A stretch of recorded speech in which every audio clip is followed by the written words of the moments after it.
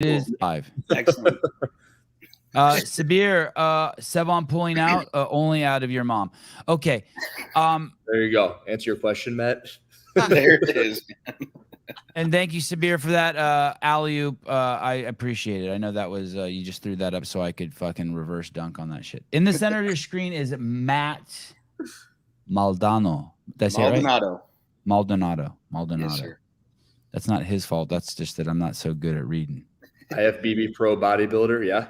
Correct. Yeah, I've been pro the last couple of years. I won the USA's in 2020. So I've been competing the last 10 years. And here I am, man, still at it. So can you tell Sevan what that means to be an IFBB pro bodybuilder? So the IFBB Pro League is the top level of bodybuilding. The Mr. Olympia contest is sanctioned by the IFBB. So all the top physique athletes are in this organization. So be confused with other organizations. Arnold Schwarzenegger obviously won the Mr. Olympia 7 times. He was an IFBB pro as well. So this is like the cream of the crop for bodybuilding. Hey, congratulations. That's cool. Thank you, sir. So you made it to you put your head down and made it to the top of your sport. Yeah, man. And it's obviously, you guys know, it's like a grind and a journey to get there, and ups and downs and peaks and valleys, and you get discouraged when you get so close and it's not happening. But I mean, finally it happened, and it's a goal you're chasing for so long, and to finally get there, it's like, man, what a feeling. But then you start at the bottom of the totem pole again. So, as an amateur, I was always in my mind, okay, I'm top guy. Like I'm in the, compared with the best guys, and then you turn pro and it's like, oh man, you get back on the bottom. So it's another hill to climb for sure. Well, we had Tyson Bagent on here the other day. He's the kid who broke the NCAA all-time touchdown passing record. Best quarterback, ever at his high school, best quarterback ever in Division II, best quarterback ever at his college. Goes to the pros and he's like, yeah, dude, like no one even talks to you. He said you're in the room with all the other athletes and you're just the dude in the back taking notes. He said it's everyone's good at that level, man. Yeah. You know what? I was just thinking about your. This is off subject here, but I'm one of the things I like to focus on this show is the difference between men and women. That we are just totally, completely different. You just don't have women masturbating in public. It's not a crime you hear about, but there's just dudes who do it like constantly. That's just something. We're just different creatures. And another thing is like, I bet you the vast majority of followers for like Danny Spiegel. I don't know if you know who that is, but she's an athlete in the sport of CrossFit, and she has like 1.8 million Instagram followers, or maybe more, 2 million. And she posts just shit tons of thirst pics, right? Doesn't really have anything to do with her performance, but just shows the manifestation of what her body looks like because of all the hard work she puts in and dedication she puts in. So she's in all these like weird poses so that people can look at her body. And so the majority of people who follow her, I'm assuming, are men. But that being said, don't forget the majority of people probably following Matt Maldonado are also probably men. And it's not just the fact that men are perving over girls. It's just that men are into bodies. We like to look at shit. Yeah. We love to fucking look at shit. A man walks in the room and you might think the first thing he looks around at is for pussy. No, the first thing he looks around is to size up all the other dudes. Then it's to look at pussy. And so there's there's just this understanding you should just have of men. It's not good or it's not bad. Yeah, that's an incredible photo. Holy shit. Thank you, man. Yeah, that was right after I turned pro right there. You play any other sports, Matt? I played sports growing up. So like I played football, I wrestled, I did a bunch of stuff. But, when I got to the level where, kind of like the quarterback, you get to the next levels and it gets good. And I'm only like 5'8", so I'm not a big guy. So playing football at that level and you start playing the older big guys, things hurt and your body kind of breaks down a bit. So when I got to that point, I always trained and I was always into bodybuilding. So it was an easy transition for me to stay competitive in something and still push myself. So that's kind of how I transitioned over to bodybuilding. I just said, okay, let's put all my focus into training and building my physique and see how far I can take this.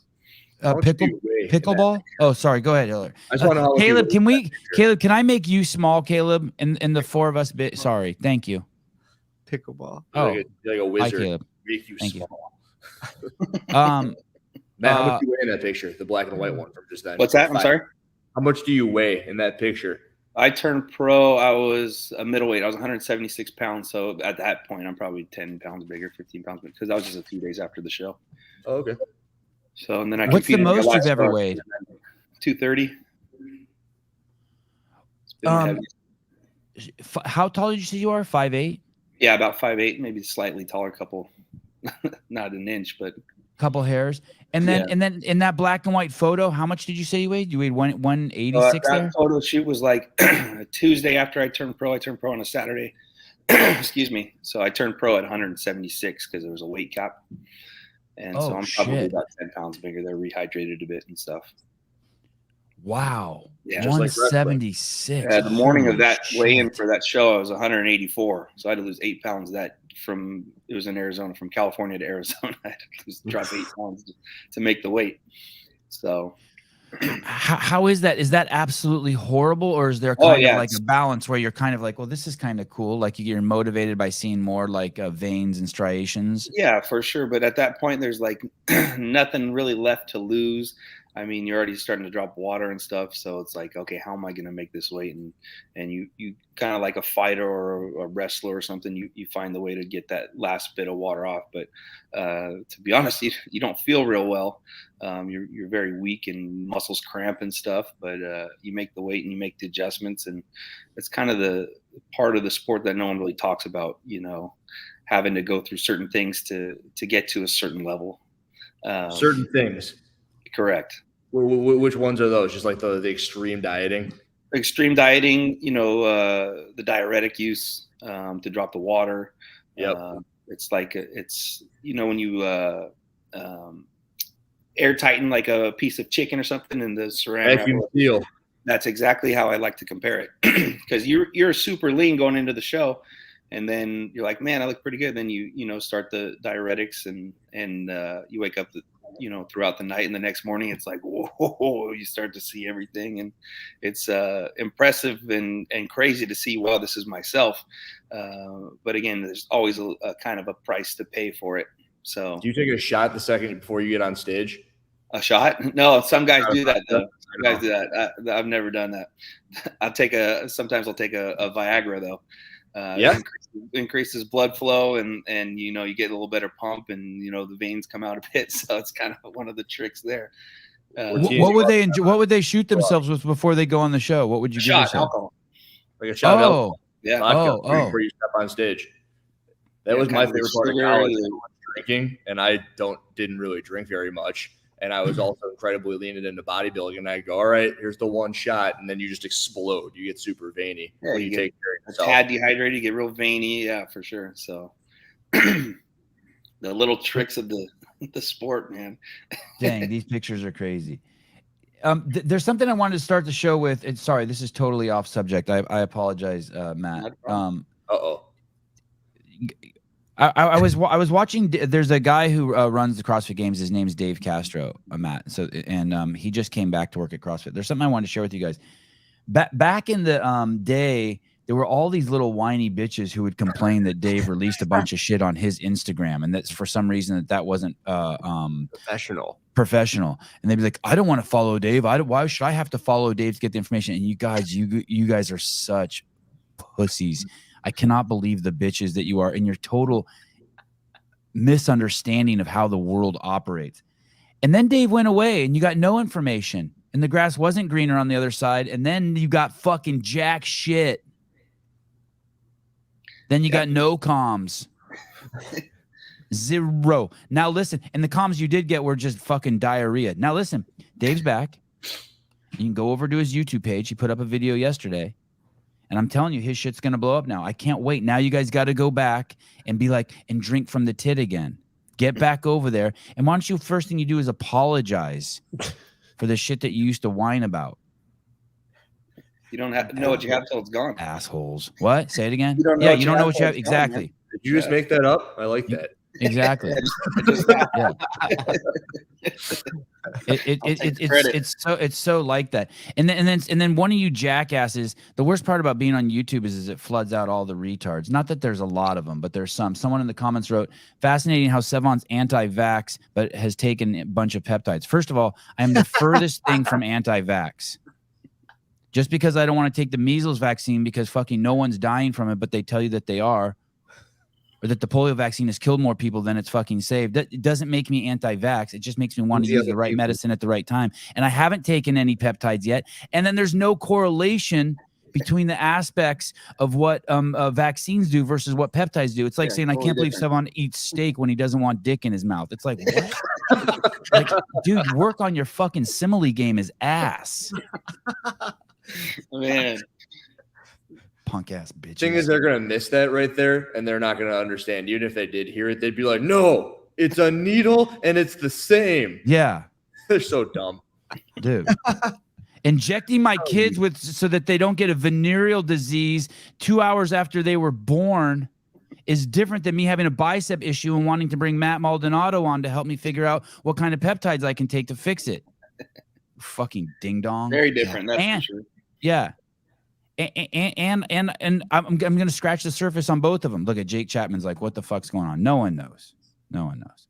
It's like a Kanye song or a Lil Wayne. No one knows. I just drank a bunch of cough syrup and here I am doing a show. He apologized to Matt. Look, look, the listeners are apologizing to you. Sorry, man. What I get myself into here, man. Yeah, welcome to the show. All right. I did, Andrew Hiller. Congratulations on that video you put up. That was a really cool video. I have my all of them. I got my needles and I have my alcohol swabs. Oh shit, it's going down. And so not today because how long does it take? Matt, Andrew says something in his video where you have this special bottle of water. Yeah, it's bacteriostatic water. So when people reconstitute peptides, it's important to use that, not just the regular water. People use sodium chloride sometimes too, but I think bacteriostatic water is the one to use. There's a benzyl alcohol to preserve the peptide in there. So if you do use peptides or people use growth hormone, you always want to mix it with a bacteriostatic water. Okay. And then Andrew shows in that video, let me see if I can find it here real quick, that you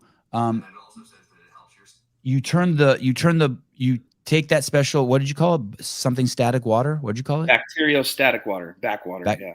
Bacteriostatic water. Right. And you slowly drip it in there with where the BP157 is. What I like to do is I'll shoot. And what's reconstitute mean? You're bringing it back to life. You're turning the powder into something that's injectable. The peptide or whatever, it's just a powder, and then you have water. So you'll draw the water, then you'll put it into the bottle of the powder. But what I like to do is I like to kind of shoot it towards the side of the bottle and let it kind of just drip into the peptide. You don't want to shake it or to mix it together because you could damage the peptides. So you just kind of let it slowly get into the powder. It'll mix on its own. It might be a tad cloudy or a tad, might see a little bit of powder, but it'll settle together. And that's the way to do it. And then once after mixed, you want to keep it in your refrigerator too. You don't want to. Okay. And Andrew talks about how you shouldn't fire it in there. Yeah. You should let it drip slowly. Is that really true? I was like, dribble that's into true? it. For sure. Yeah. Because it's that sensitive? They're very sensitive, correct. So yeah, you want to be very careful with the reconstitution of it. With what you said and what I said, we're one and the same. That you do not want to hit it real hard with the water. Yeah, no way. Andrew's 100% correct. You might as well not use the peptide at that point.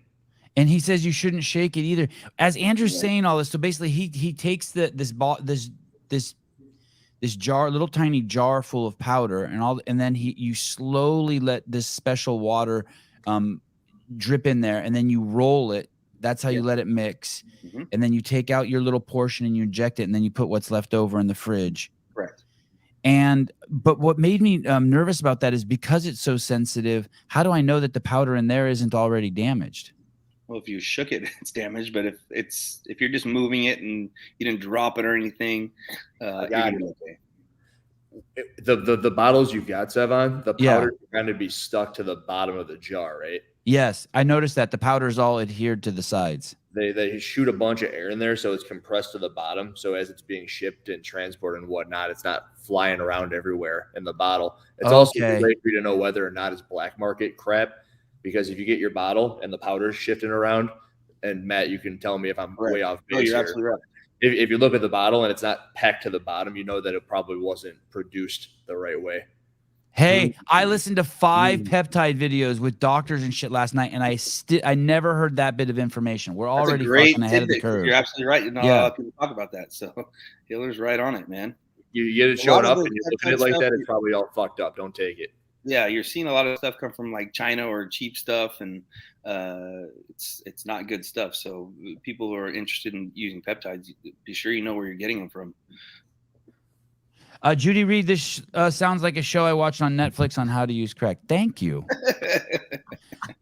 Because and it is like that. That's a interesting, Hiller, because I was wondering about that too.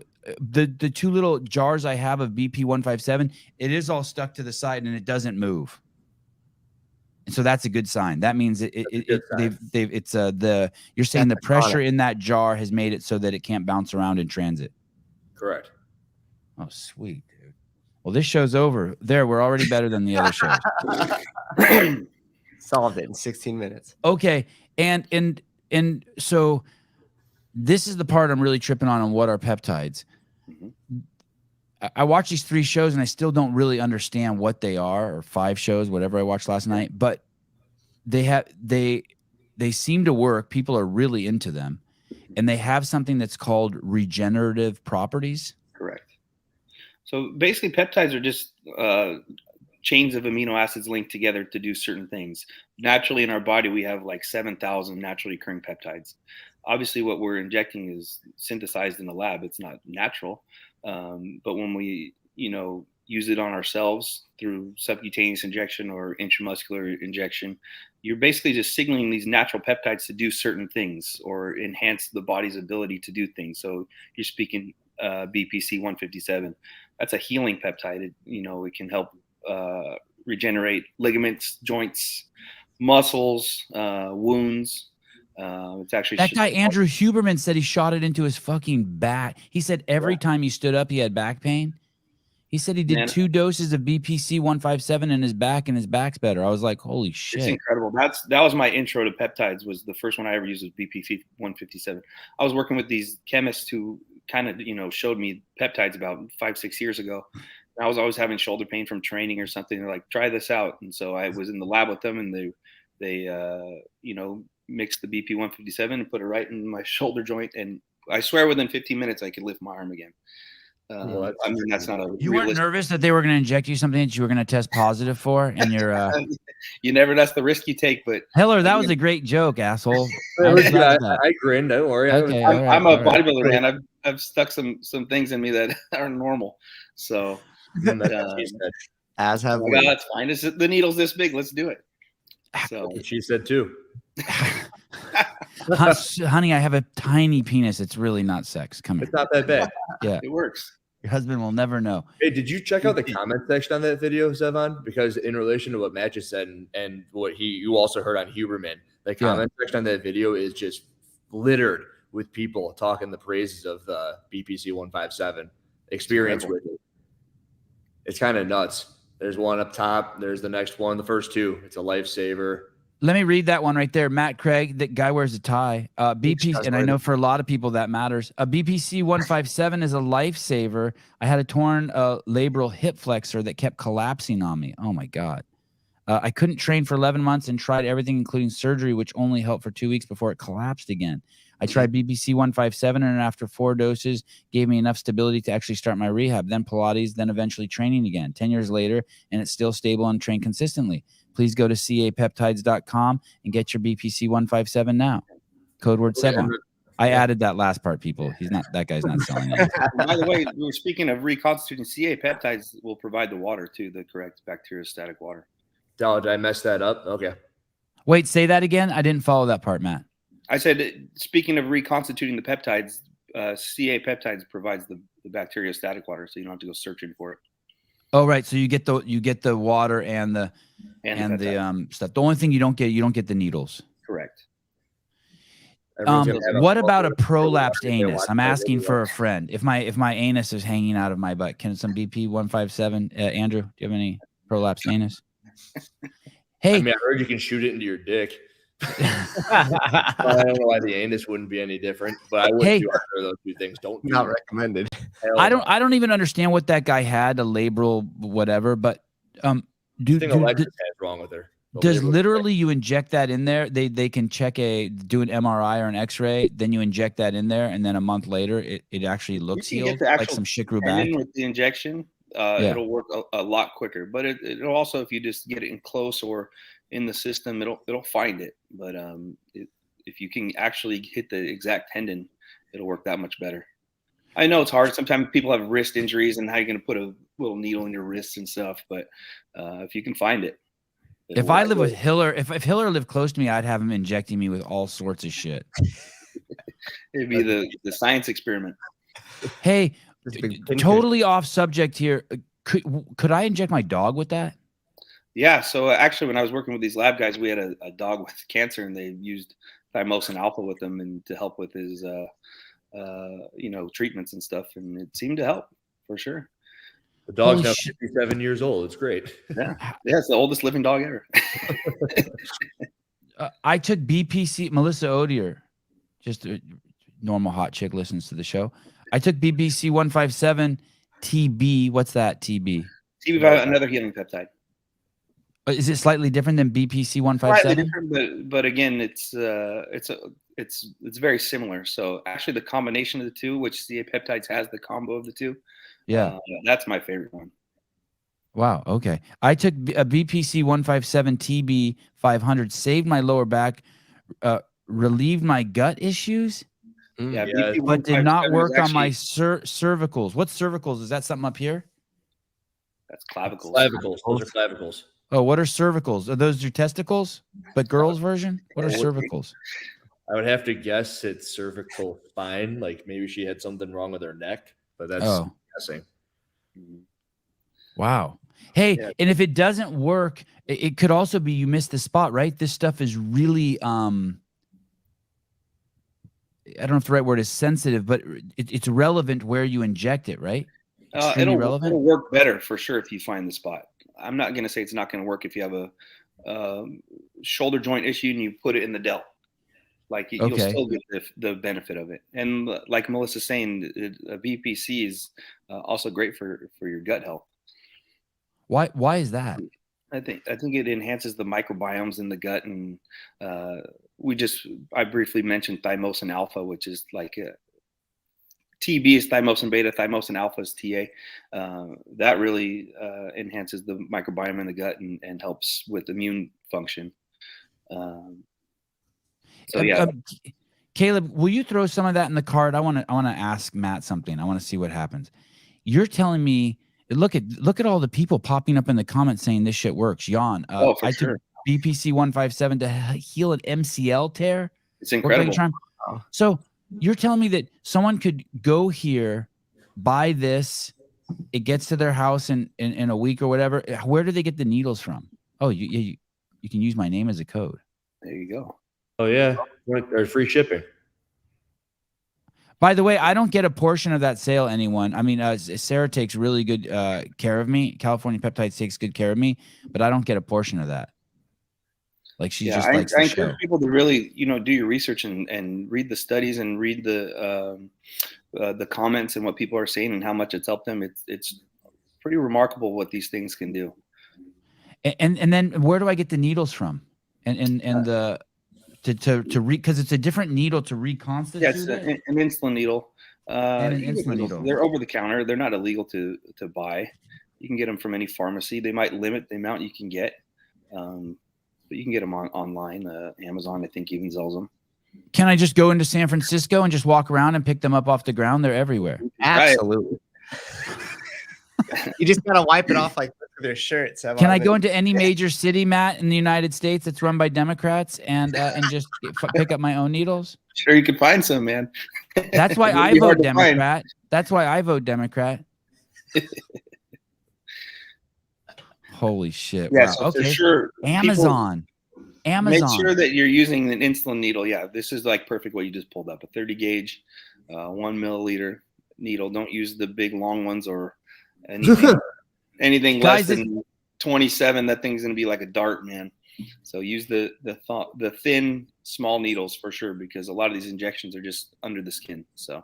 But that's not the needle, though. They keep using the word reconstitute because they're smarty pants. So I'm going to change the word to that's not the needle you use to mix it with the water. You have to use a different needle, or can you also use that needle if you're in a pinch? Yeah, the water, it's just water. It's not like oil or anything, so it'll go in the syringe pretty well. But you'll want to find one that's probably 100 units because you'll want to reconstitute with a milliliter of water. Yeah, in my video, I cover that. Like you could throw in through these needles, it just takes longer. The thing about the thicker needle is that there's usually more liquid that you can hold in the syringe. It's a bigger hole in it. And it makes it easier to grab all that water and throw it into the bottle of BPC or whatever you're using. Now, this is illegal. If Rich Froning were in the games this year, which he's not, and he were to take this, he got tested, this would be illegal. He would pop for this. Yes. Yeah, I think WADA and USADA have banned certain peptides. 2022. Not because they're performance enhancing, just because of their structure, I think. Hey, Matt, what if half-life on this stuff? Say that again, Hiller. I cut you off. Say that again. What is the half-life on this stuff? Very short half-lives, which is kind of a good thing because some are like 4 hours.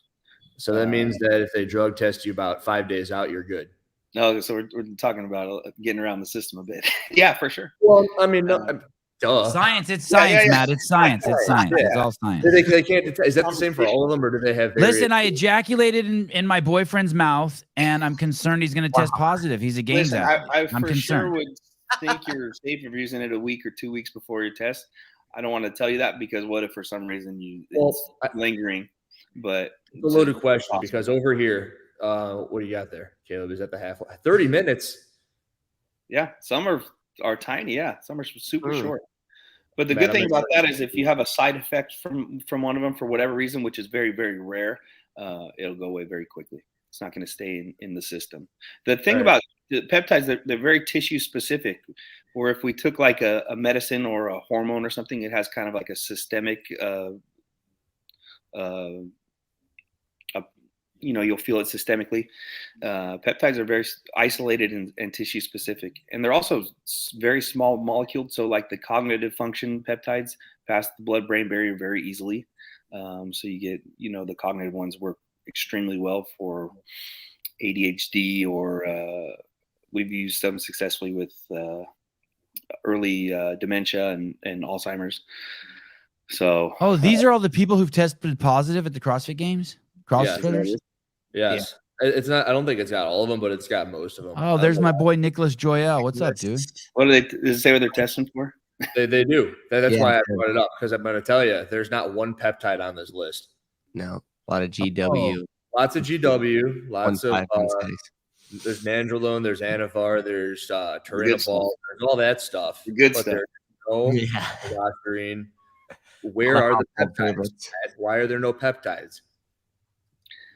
Poor Alexa Hiller going on Melanotan. No, don't go on that, Hiller. Do not go on that. I do not approve of that.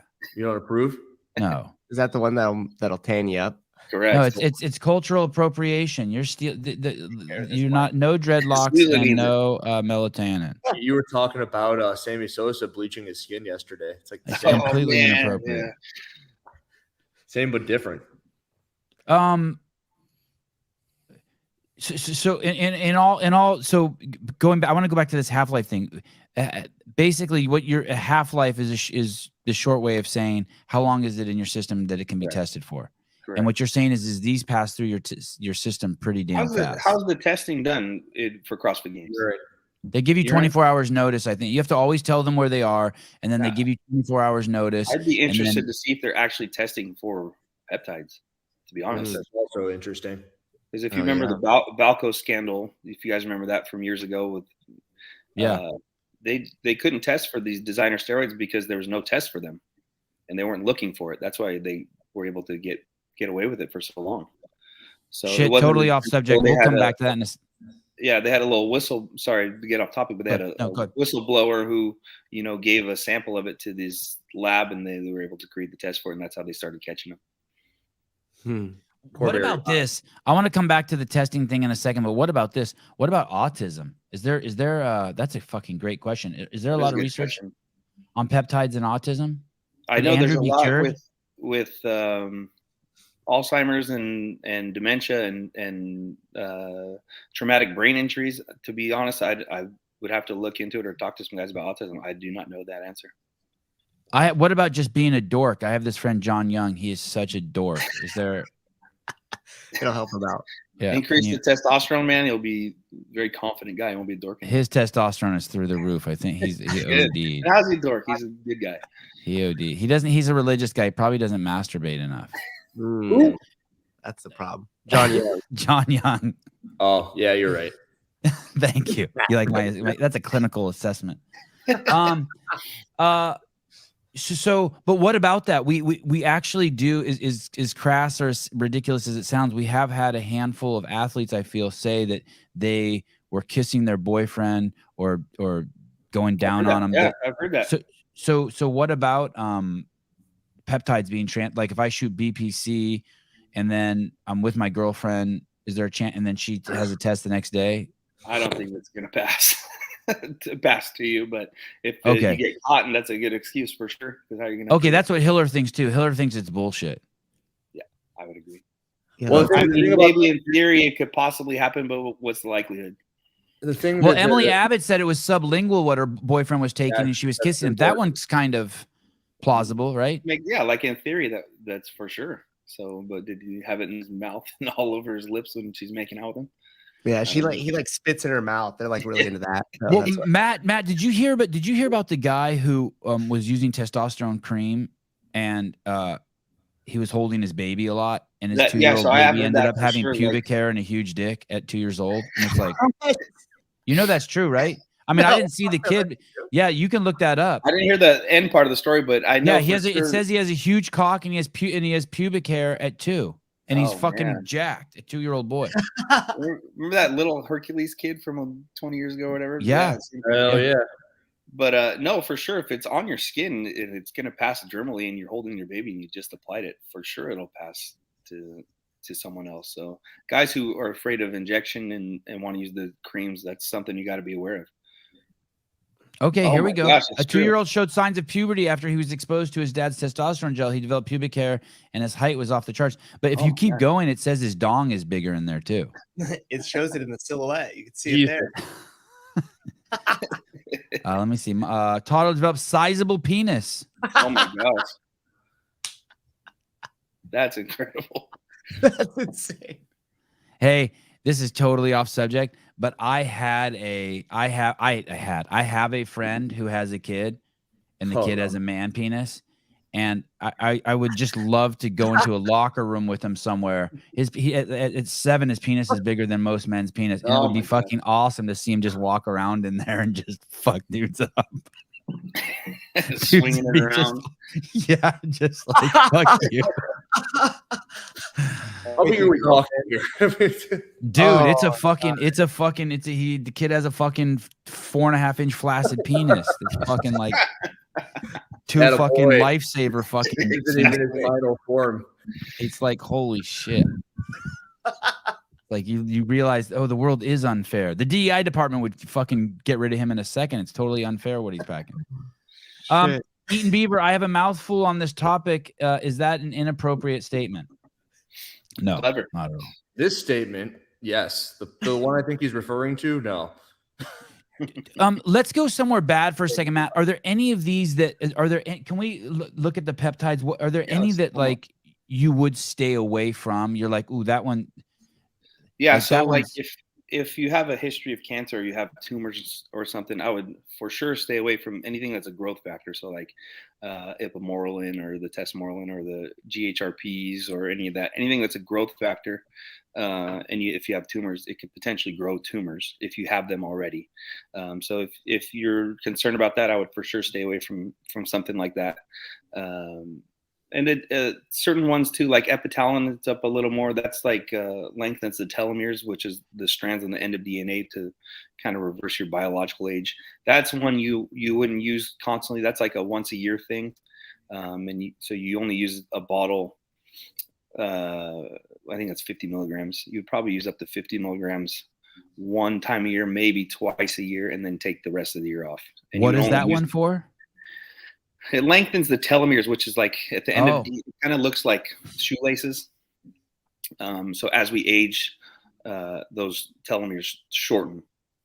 And supposedly the belief is that those telomeres will eventually fall off and your fucking DNA unravels like beads falling off the DNA and you're toast. For sure. And then that's really when you get the bad signs of aging. So this kind of lengthens them and, kind of restarts that biological clock. I guarantee you that Brian Johnson guy uses this shit. Oh, the guy who's spending millions of dollars to stay alive forever?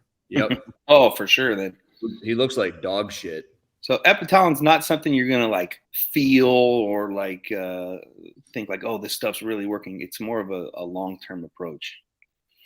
A little off subject here, but Hiller, I have a theory why that guy looks like dog shit. Do you know who we're talking about, Matt? No, I don't. Brian Johnson. This guy is worth like $800 million and he's trying to live forever. And I watched a video on him, but one of the things he's staying away from is the sun.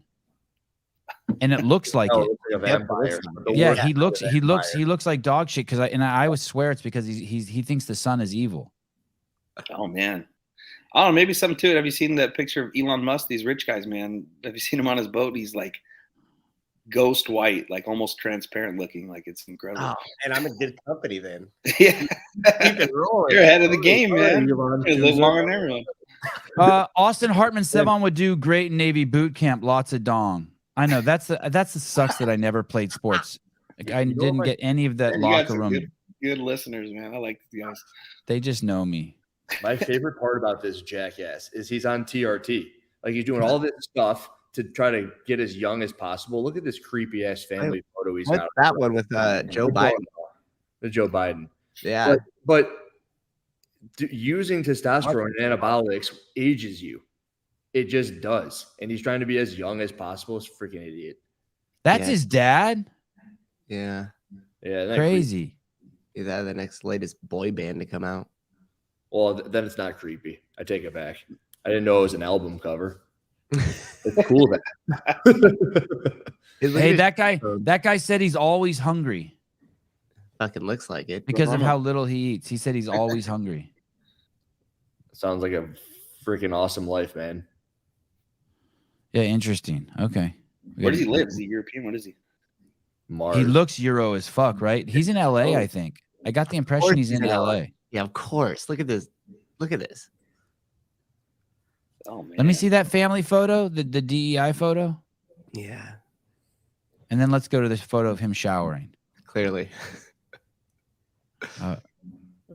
That's someone at a. What does anti-aging look like when you have a few more years of extra life? For starters, a deep appreciation to be alive.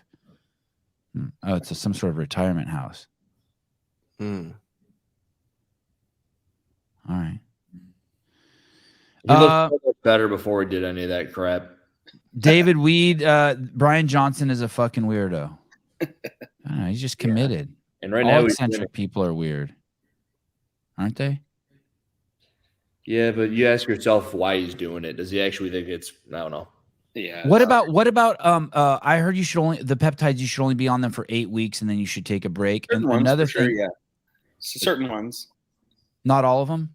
Yeah, not all of them. Some you can use all the time, but it's like anything. Why use something if it's dependent or you can use it all the time? Yeah, I would for sure cycle them. And then another thing, one guy was saying that I thought was pretty astute is you should, when you go into it, you should try to increase your awareness of the effects it's having on you, and when the effects wane, stop using it and take a break from it. Yes. When you stop. Some of them you can kind of desensitize to. So for sure, if you're not getting the same effect from a certain one at the same dosage, and you have to keep going more and more to kind of feel it, that's probably a good sign to come off and cycle off. But some of them, like the GLPs and stuff, you kind of start on a low dose and taper up. So it kind of just depends on what you're using. What's GLP? GLP, so it's like the semaglutide, the Ozempic, that stuff that's kind of a buzzword these days and catching fire. You start on a very low dose of that to build tolerance, because one of the side effects of that one that people have experienced, not everyone, but is nausea or stomach issues a bit. So you kind of start slow and build your way up. Basically through that slowed gastric emptying, huh? Yeah. So GLP. That. Say again. I'm sorry. Just blood sugar control and insulin. That's what release. it's designed for, is people with high A1C and stuff. So it's going to increase ghrelin, which is like the hunger hormone. Or just don't eat sugar, you freaking idiots. Yeah, that'll work too. But do people have that kind of self-control? I don't know, man. I know I've made a video on this, and I work with people who have used this, and the best thing I can say in favor of it is that it teaches you how little you actually need to eat. True. Because after going through this and seeing they're like, hey, I'm going to vomit if I eat this, and then they survive that way for a period of time, it reminds me of wrestling and what you were talking about with bodybuilding and the shows you would lead up to. When you go through that sort of a diet, you realize you don't really need that much, and almost everything extra is that. It's a surplus. Yeah. 100%. You're 100% correct. So you're doing no sugar right now, aren't you, Hiller? I am. Yeah, how's that going? Pretty good. I don't get sore. How has it affected your training, if at all? He doesn't train. He doesn't train. Sevan called me and goes, I did this workout. You should do it. I'm not working out today. I got videos to make. He doesn't train. I'm off. I worked out this morning. Yeah. But you notice a difference? Yeah. If I were trying to be a competitor, there's a window of time where you'll get there and everything just slows down. It's like you're out of gas. Yeah. Because even in my diets and stuff, when I get close to the show, obviously the carbohydrates are very low. You definitely feel the effect of not having that burst of energy in your training and stuff. You run out of gas. Not 2 hours in, but 1 hour in. Yeah. Couple sets in, like, God, this sucks. You lose a pump fast. Yeah. Matt, where do you work out? I work out everywhere. I live in Orange County down here in California. So I bounce around. I trained at Fit Nation Gym in Norwalk for a long time. I went to Dave Fisher's Powerhouse in Torrance for a long time. That's where I did a lot of my training for my shows. But now I'm more South County. So I just kind of bounce around in what environment I like these days. So I like the kind of hardcore bodybuilding gyms and that kind of environment. You go by people or equipment or temperature or all? Man, like gym culture these days. I mean, I don't know if you guys experience it that much, but it's like Instagram, and so all these kids come in with the phones and the tripods and bullshit around machines too much, and it's like obviously I'm not just there to exercise. I'm there for my training. So when that's around, it's kind of irritating and stuff. So I like to try and find the gyms where it's like-minded people and everyone's there for a purpose and a goal. And people come in with you've seen someone come into the gym with a tripod? Dude, my God, right there. And I'm like, no one cares about your shitty form 20-pound incline press or whatever you're doing. It's like, oh my God. You don't know about this? Holy shit. Hey, they just built a gym out here by me. That's all set up for it. It has all the nice lighting. The whole gym's painted black. It's like one big studio. So when you go in there, and they have editors and shit. So you could go in there and like do your stuff, have somebody else film you. They like chop it up for you and stuff. Are you fucking kidding me? No, and the membership is through the roof because it's so expensive because the equipment is like top of the line. Yeah, it's called The Lab out here in San Ramon. Let me break all my tripod really quick. And wait a second. So, like, hey, I could understand if me and you are go in the gym together and you're gonna set some bench press record for yourself, a PR, and you want to put it on your Instagram, and you're like, hey, Sevan, will you film this while I bench this? I'd be like, sure. Or hey, I'm gonna go for a fucking max pull up or some shit like that. Or I'm gonna do a posing routine I want to look at later. For sure. Can you film it? But a fucking tripod seems a little fucking excessive. Dude, it's crazy, man. I can't believe it. You're telling me it's a gym editing suite. So you film yourself and then they cut you like a reel when you leave while you're showering. They cut you a reel and you pick it up on the way out. They airdrop it to you. That's pretty freaking cool if you ask me. It's actually a really good idea. Oh, this is a shitty picture, but that's basically what it looks like. Is that Zoo Culture? I'll stop. No, it's a new gym that opened up. I know the dude who owns it. Good dude. But yeah, so it's set up specifically so that way all the lighting is correct and everything else, and that's what it's for. You go in there to like make content. He's probably killing it, man. That's how the people are, man. Yeah, Smart guy. 200 plus membership. Yeah, it's Matt. great. Is there how much winging it is there when you work out? Like when I work out, I just fucking wing it. Yeah, I'm guessing I have a plan going in usually. Like I'll know exactly in my head what I want to do, set wise, rep wise, which direction I want to go. But sometimes, if you're in these gyms where these kids are and stuff, you got to kind of improvise. So that's the only time I'm really winging it. But I always have a set thing in my mind. Okay, this is what I want to do today. This is what I want to accomplish. This is the weight I want to get to. This is what I have to beat. I'm pretty precise when it comes to that. Are there any movements you love and you just have to like you will not do fucking pull-ups or lat pull downs? You'll leave your lats alone for days. Is there any movements where you have to like, dude, do not fucking work that body part again, but you just love the movement? No, I love all kinds of stuff. I love deadlifts, but as I'm getting older, they're not as fun as they used to be. Things start to ache and stuff, and you got to train a lot smarter. I don't train now like I did in my 20s, so. But now of course, I still want to build muscle, but it's maintaining it and the quality and preventing injuries. So, but I still like to lift heavy. I mean, I was doing incline press with 315 yesterday for reps. So I still have some of the strength there, but I'm not doing 2 rep stuff or 1 rep maxes or anything. I can't even tell you last time I tried a max on something, but. What about, we had Jen Thompson on. She's the 50-year-old lady who's the, bench press record. She has 75 or something crazy world records. And her magic number is 5. She's always been do you have a number that's like? Yeah, for like hypertrophy, it's like 10 to 12 usually, but I'll go down to 8 sometimes. Sometimes I'll do, working with my trainer. Sometimes at the end of the workout, we'll do 100 rep sets or something crazy he designs. So a lot of my training, we did a lot of, it's called giant sets. It's like, if you've heard of a superset, it's 2 exercises back to back. Well, these are giant sets. It's anything more than 4 or 5 from different angles, different tempos, different speeds, all for the same muscle group, just from different, parts of it. So it's a big kind of like a circuit. So if you're doing 10 exercises of 10 reps a piece back to back, it's a 100 rep set. Or is it fast like circuit training too? Are you just going through them with no rest? Yeah, you're going back to back at each exercise. But again, it's some of the exercises will be like slow reps or like explosive reps or like eccentrically slow or a drop set. So it's a combo of different things. That's pretty tough stuff to do. Anyone who's experienced a giant set will know what I'm talking about, but it's an incredible burn, and it's more mentally challenging than physically sometimes. But sorry to get off topic, but to answer your question, I typically go to the 10 to 12 rep range. Eaton Beaver, going back to the peptides, what about pill form as opposed to so we're going to have these available in pills. For instance, the BPC on the California Peptides website, though, there will be pills eventually too? It's not quite there yet, but that's the progress we're making. But the BPC 157, from my understanding, if you use it in pill form, it'll be better for your gut health. It might not work as well for the ligaments and the joints and stuff. But the BPC 157, if you're having gut problems, I think it will be more effective taken by pill. Dana M, I have a bone spur. I was sorry, I got distracted by her horse. A horse, yeah, crazy horse lady. Yeah, horse. I have a bone spur in my patellofemoral joint. Could this help? Possibly, it could help with the inflammation around it.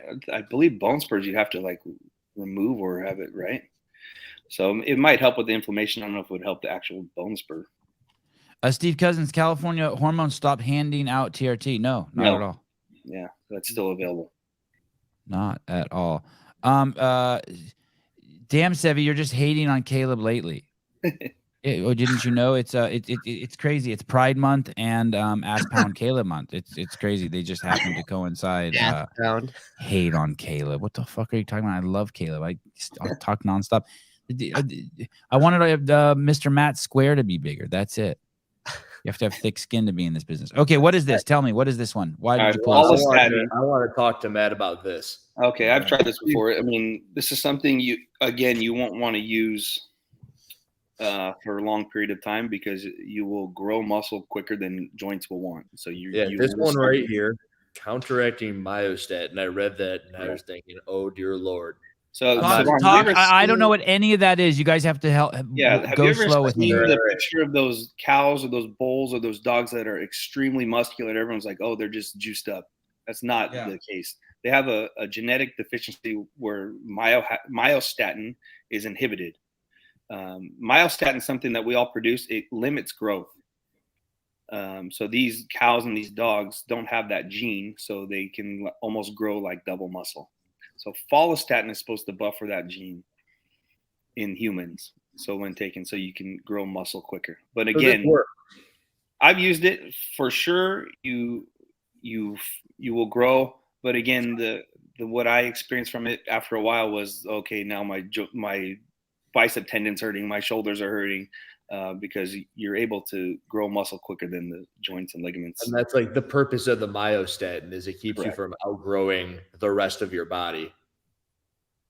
It is pretty incredible, especially if used sporadically or for a certain amount of time. It definitely works. That one should be injected into the penis for sure. Absolutely. 100%. Hey, Matt, how do you know? Because you take testosterone, right? You have to do steroid. How can you tell?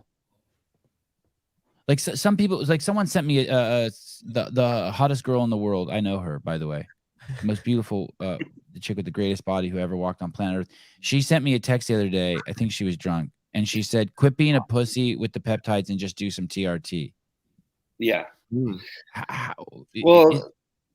That's not true, right? Peptides are good. I'm not being a pussy if I don't want to do TRT. I mean, people think to combat low testosterone, you need to do testosterone replacement. That's not always the case. We have peptides for testosterone support.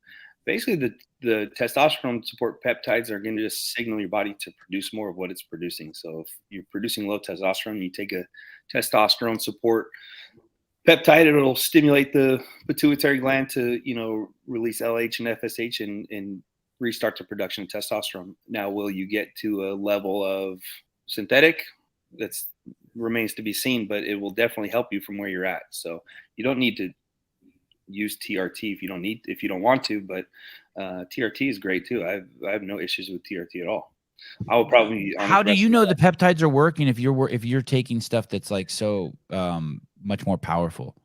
I'm very calculated, and I've been using these anabolics for a long time, obviously, as a competitor. So I can understand when something's different or when something's changed, because I can use, the steroids for so long and see what's happening in my body. But when I add something else in, and you start to see different changes, especially when competition time, when you're at a extremely low body fat and you can actually see the changes, then or you feel you're training different, or there's different indicators. Absolutely.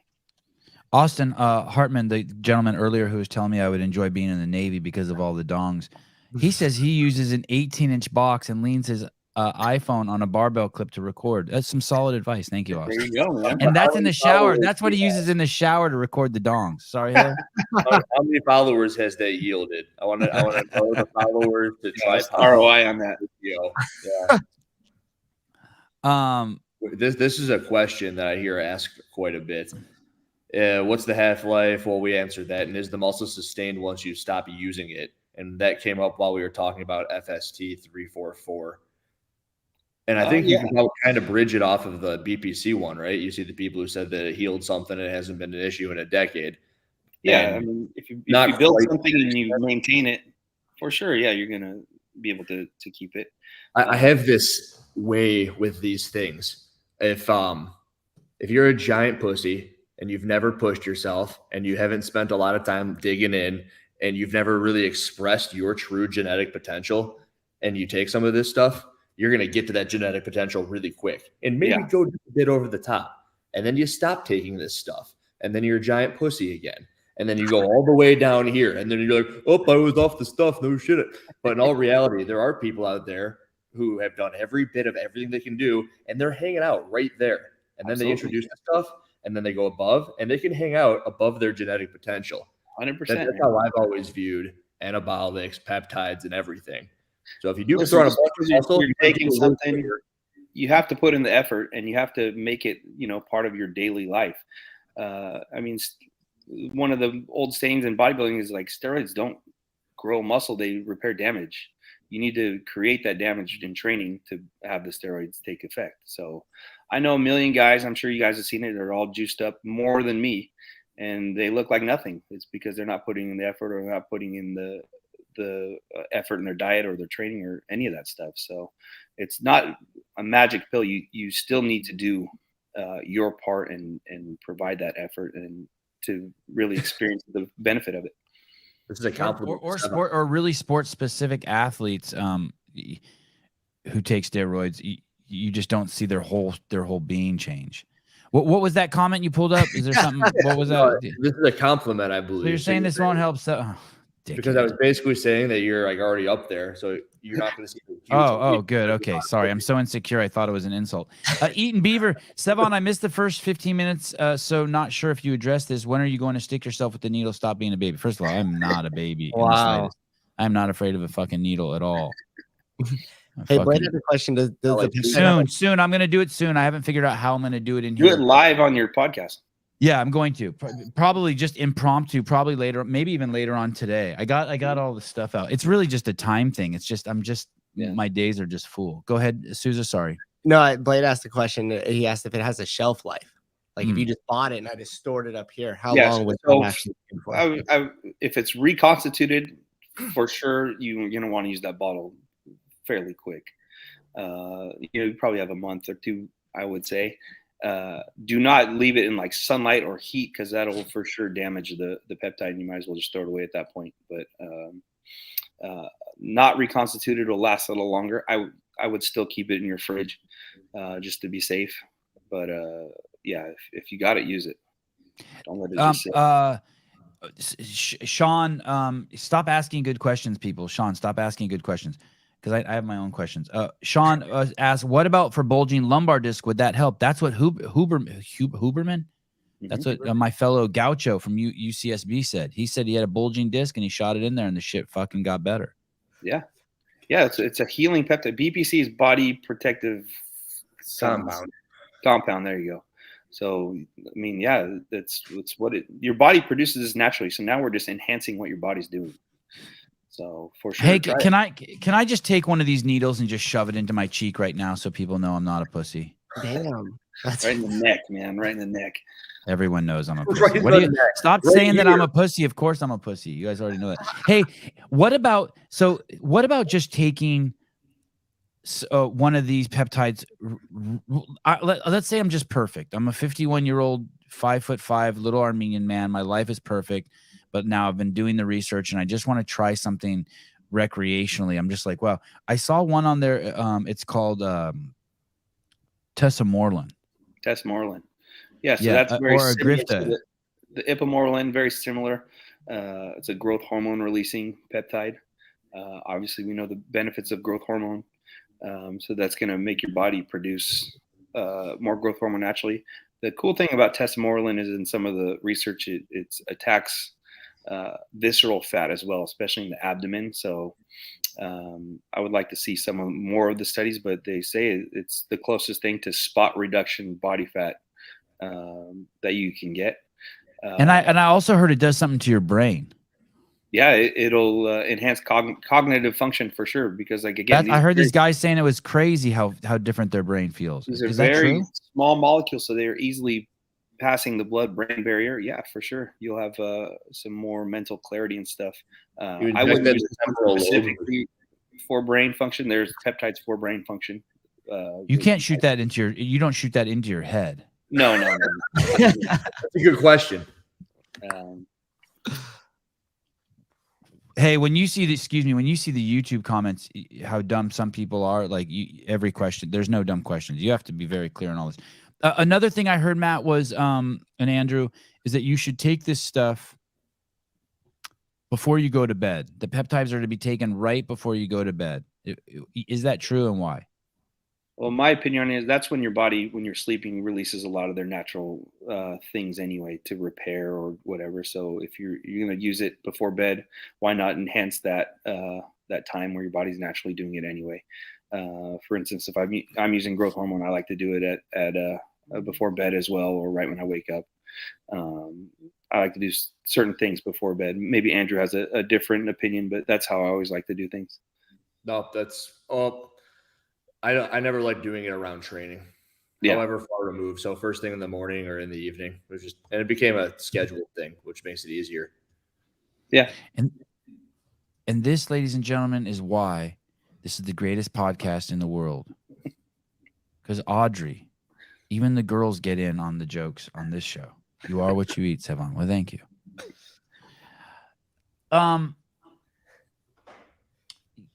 So in basically any injury you have, this BPC 157, it's worth giving it a try. Is there, By any far, side that's the effects? most popular peptide that's people are utilizing, and for good reason, because it absolutely does help speed up the recovery process of injury, or like I said, even burns and wounds. It helps. So it's very popular for a good reason. Again, I would encourage people to do a little more research than we can provide, just so you can kind of see on your own, or hear people's testimony about it. It's pretty remarkable what these things can do. I think that all peptides are going to be the future of medicine because of their powerful effects. Obviously, it's not at that point because people need to know how to monetize it, and I don't think you can trademark a peptide. It's just chains of amino acids. However, some peptides are now being FDA approved, so I think that's the trend we're seeing. But right now, look into certain peptides if you have certain ailments or certain things you want to enhance. It's fantastic for anti-aging. I'm at the point now where I want to live a long time optimally. I don't want to just make it to 90 years old and stumble to the finish line. At 90, I still want to be able to move and active and walk around and be independent. And I think this is a good road to go down to get there. So, what about this one that's called I don't know if it's even on the really quick. You said they are not able to be trademarked or branded, or what is it? They're becoming FDA approved, but you can't really put it's the reason you don't hear about them more, because it's hard to turn them into what was the word you used? Turn them into a profit. You can't monetize them right now. Can't monetize them through like the typical through big pharma and stuff. Yes. So that's why they're over here. But sorry, let me just add this really quick, Matt. That was another thing that people kept saying over and over. The reason why you want to take peptides and not pharmaceutical drugs is because peptides address the issue and pharmaceutical drugs just address the symptoms. Exactly. You couldn't be put together any better. You're attacking the root cause of something with a peptide, and you're doing it through your body's own pathway. Medicine attacks or treats symptoms. It's like a Band-Aid. Right. And why not get to the cause? I mean, I don't want to make claims or medical claims or anything, but I mean, I've seen cancer patients who are on peptide therapy, do really, really well, especially when you enhance your immune system to be able to handle chemotherapy and stuff. It's not as detrimental for people. So, I mean, chemo just crushes people sometimes. So if you can enhance your immune system to be able to handle the chemotherapy and these treatments, you have a lot better chance of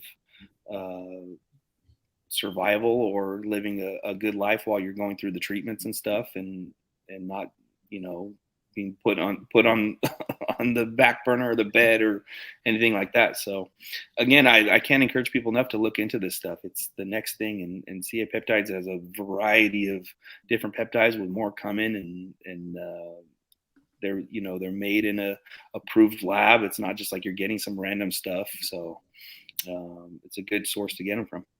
How about this tesofensine? Have you heard of this? Yeah, it's for your brain, right? Yeah. Is that not a peptide? Is that something else? I don't think it is a peptide, to be honest. By definition, that's not available yet by CA Peptides, but we'll see down the line. What do you mean it's for your brain? What is it? Like cognitive. It's going to make you smarter, sharper, focused? Yeah, from what I've read on it and heard about it, it's supposed to be pretty remarkable what it can do. Yeah, people are going off about it.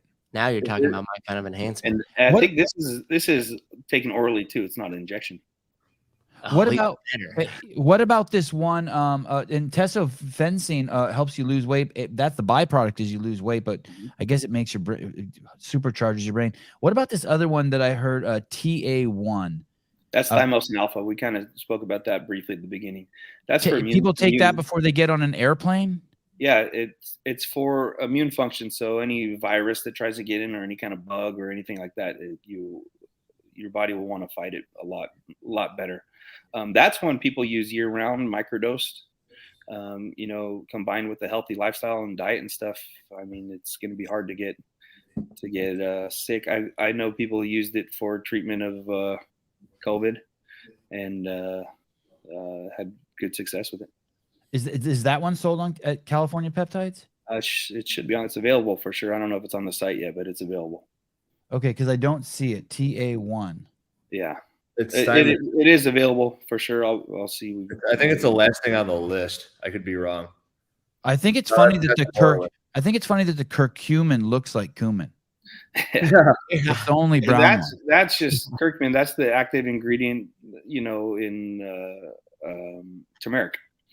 So that's an injectable version of it. It'll help with inflammation. It'll help if your ALT is high on your blood work for your liver enzymes.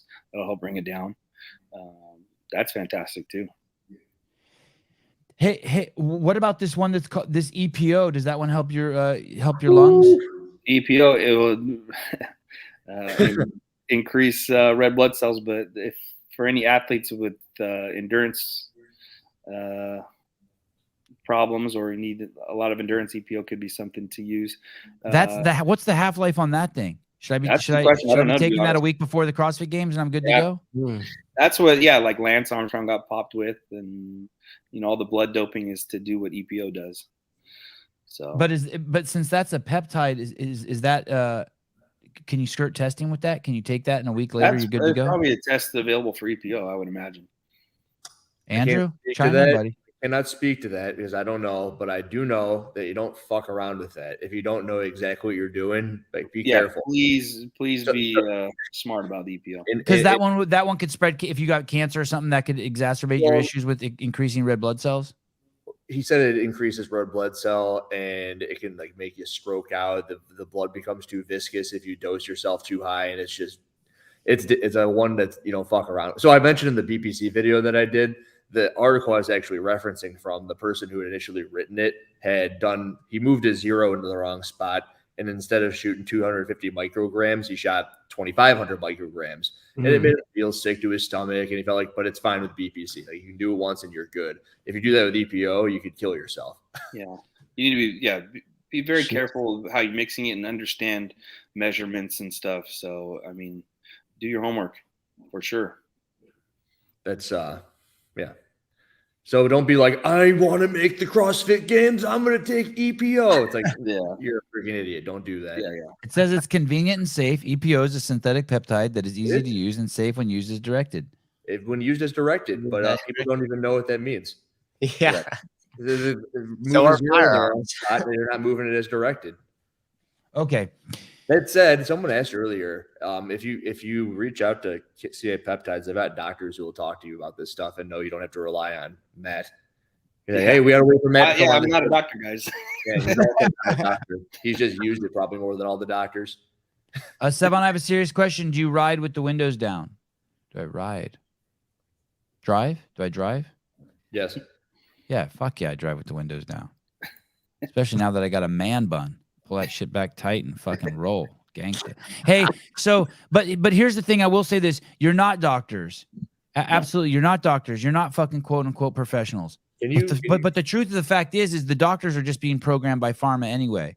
True. So please, even if you are using doctors, go to fucking people who've actually used the stuff and who've done actual research, not people who are being programmed by fucking pharma and the drug pushers. If you're buying weed from me, I'm not going to tell you this has been sitting in my office for fucking eight years. You want to come over and that this weed is no good. I'll sell anyone this bag for $1,000 right now. And I'm not going to tell you it's old as shit. It's been in here forever. You don't want it. It's so dry. It's so dry. but so also listen to the people who've done it and who've actually done some research. I mean, honestly, I think fucking that shit rag Reddit is probably a better source than most doctors. Damn. It's the truth. It's the Yeah, truth. there's some fantastic books out there too that are available. Read up on it, man. See what these things can do. It's remarkable. All right. What I'd like to do, Matt, you don't have to answer me now, but after you get off the show and you decide whether this was positive or negative for you, I'd like to. Yeah. In a few months, I think some of these people will have in the chat will sample some of the goodies over at CA Peptides. Yeah, absolutely. And then we can have you back on, and people can just fire a bunch of questions and be like, 100%. My needle broke off in my arm, or I jabbed my girlfriend when she's sleeping. Was that unethical, or just shit like that? And we can. I want to hear people's experience with them, especially people who haven't tried them. And I'd be happy to answer any questions or give you some of my personal experiences with them or anything. Yeah, I'd be happy to be back on. Joe, I will inject this stuff live, the BPC 157 in my arm. I just need to get with Hiller first and like get all the stuff out and the wipes. I don't know when we're going to do it. And then I'm not sure if I think I'll reconstitute it before we do the show. There you go. I think we could do it on the show. You do think we can do it on the show? Okay.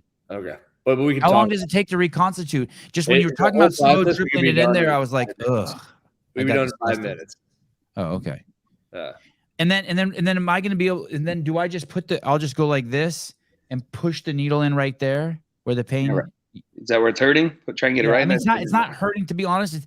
Hiller worked on it with, he rubbed it with lotion and he was at my house and he rubbed me with olive oil. Talking about your arm, right? A butter knife. Yeah. And it's crazy how much it fucking got better. Yeah. I'm not a doctor, but I know more than all of them. For sure, man.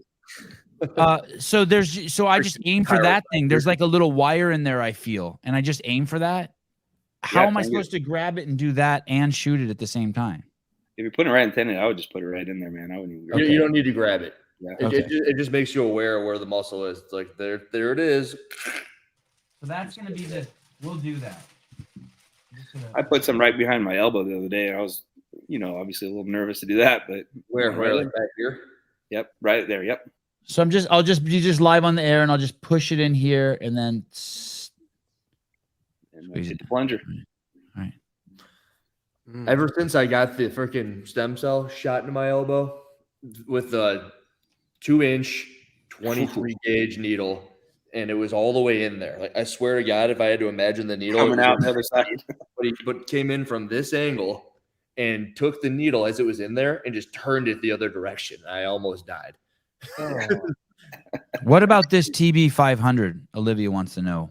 That's the one that they mixed with the BPC 157. Yes. Okay. Peptides has them individually or in combo. I always hit the combo. I think the combo is the best way to do it, my opinion. So now, Matt, they do very similar things, TB 500 and BPC 157, yeah? Correct. What differentiates them? Is it just how you respond to them? Yeah, and I think the BPC has more of the effect on the gut rather than the TB as well, and there's just slight differences. Is there a reason you would take one over the other? I don't think so. I think it might be preference. What about, can I just go to my doctor and just be like, hey, I want BPC 157. Can I just go into my Kaiser doctor and he just shoot me up with it? It's quite possible. Do they do that? I think BPC you can get from the doctor. I'm not. And will they just shoot you? Can anyone just go into a doctor's office and do it? Ask your doctor. I don't know. I'm not sure, like a general doctor you can go, but there are clinics everywhere that are doing this now. And in my video, I referenced the individual that I know had the freaking heart container sealed, everything into a T and like a super case. When you open it up, there was chilled packs in there as they received it, and it was $400 for 2 weeks worth of it.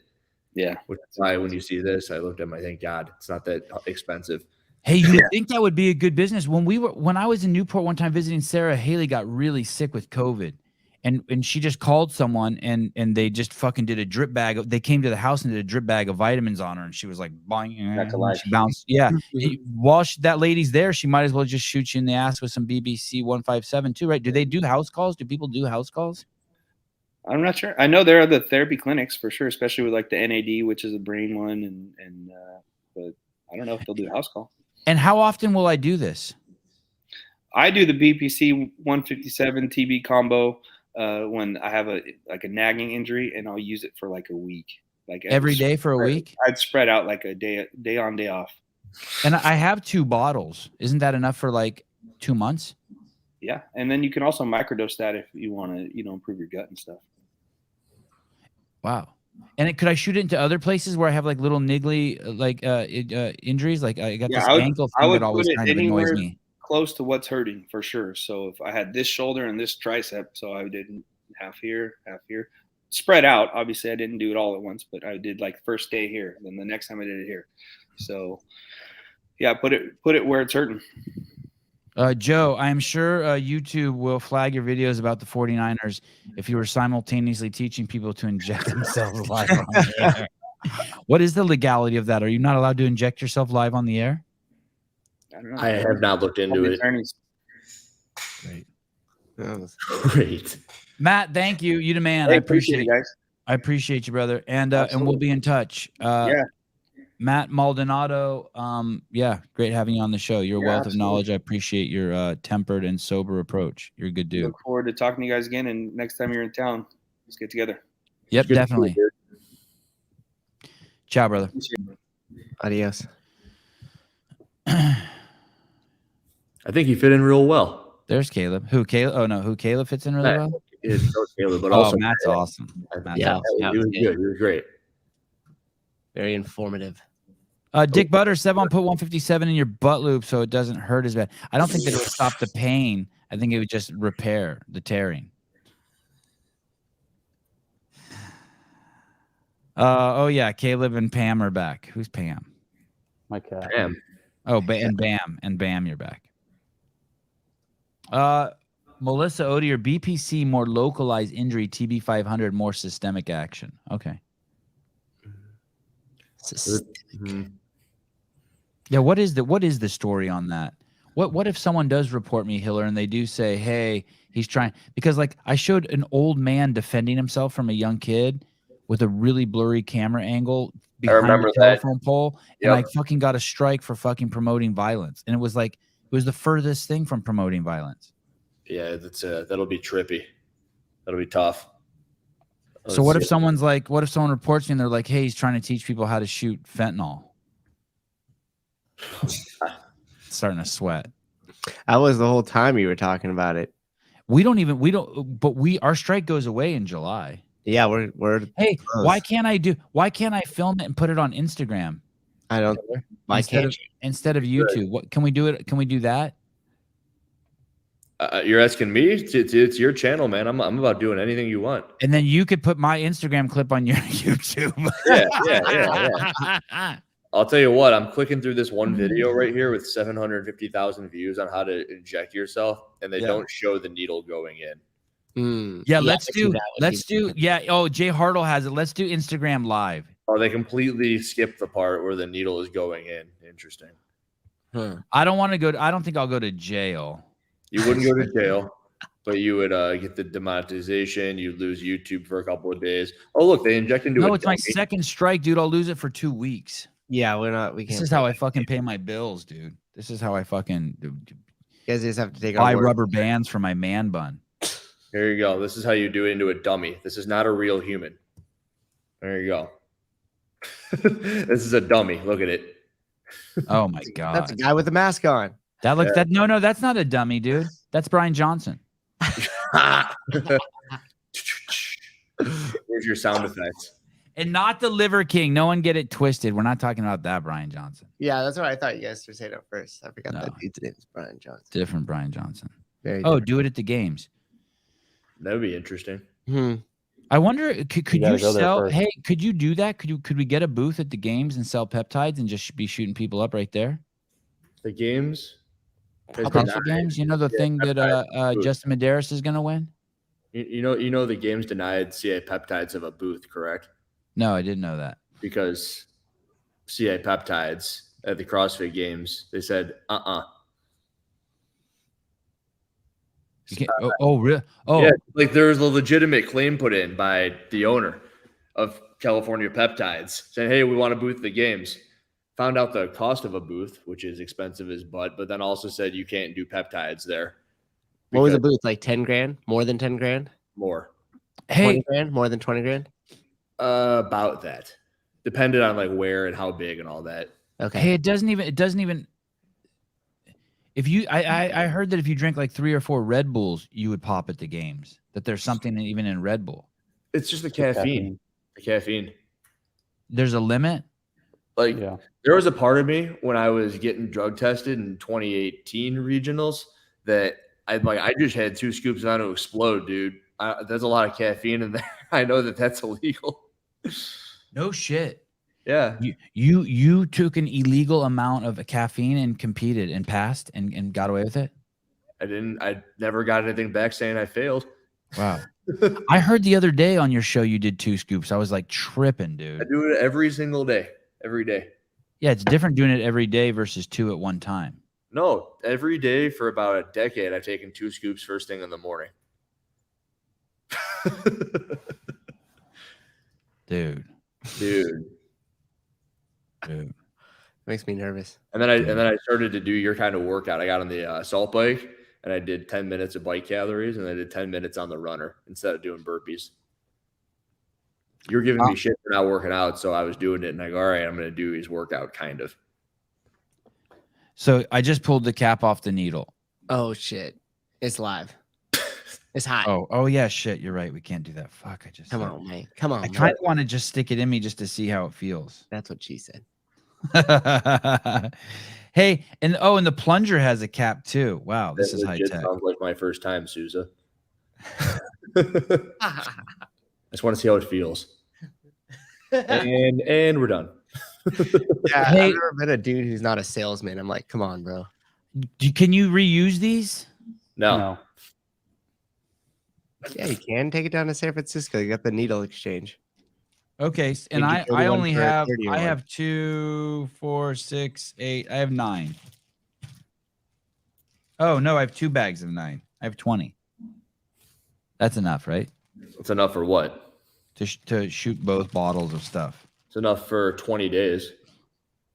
How many days are you gonna do it for? 60. Every day. I guess if you go every other day, which you could, then you'd get away with it. 40. Hey, do you think I should do it in my other bicep too? No. Even them out. Yeah, to even them out. Really big bicep. No, I mean, you've never had any pain in that bicep. There'd be no reason to, right? Right. You'd probably be good doing them every other day on the one arm. Sevan, Vindicate can pay half for the booth since it's prohibitively expensive to go solo for. Let me tell you something. If California Peptides wants a booth, she'll get a booth. There's nothing prohibitively. Yeah. It had nothing to do with the money. It had to do with what would be sold at the booth or promoted at the booth. Nothing to do with the money. They don't want a freaking hormone steroid peptide company sitting at the games. The athletes in line. Wait, what are you doing down here? Don't worry about it. It's out of my system in 3 minutes. Olivia, it doesn't hurt. I do it every day. Wow, all these people are doing peptides? Ken Walters, can you reuse a needle? Yes. Should you know? Good answer. I feel like we were getting late night at the house party and someone busted out a little baggie and headed to the bathroom. And next thing you know, the whole party's in there and you realize they're all doing the baggie too. The fuck's going down? Let's get all right. No one's a drug user until it's late night. I've been on for 3 months. Shit. All right. Your skin looks great. Ken right there. I've been look at odd. What? Say it again. I realized with what Ken said right there that I've been paying attention to words since basically kindergarten because the students would go to the teacher and they'd go, "Can I go to the bathroom?" And the teacher would just stare at them. And I thought it was the funniest thing ever. It's like, yeah, you can. May I? May I? May I go to the bathroom? And then also, ironically enough, when I look at the rule book for the judges course on the CrossFit games, like you may do pistols. You go all the way back to kindergarten. It's like, right. They're saying you can do it. You're allowed. Yeah, what a fuck up that was. Off topic. We need an off topic. We need an update on Jeremy's woke girlfriend. But this is look at this, David. Joe, fuck no. No, I like it. I like it too, David. What are you doing? Didn't they break up? What? Isn't that done? Joe, don't listen to him. Damn, I missed the conclusion to the. No, I don't think there has been a conclusion. I know what the conclusion. I know where we're at in it, but he hasn't come on and told us yet. Yeah, what was the last bit on air? Was it the camping trip where he was listening to he was listening to the show and she was pissed. I thought that was funny. He was watching semifinals.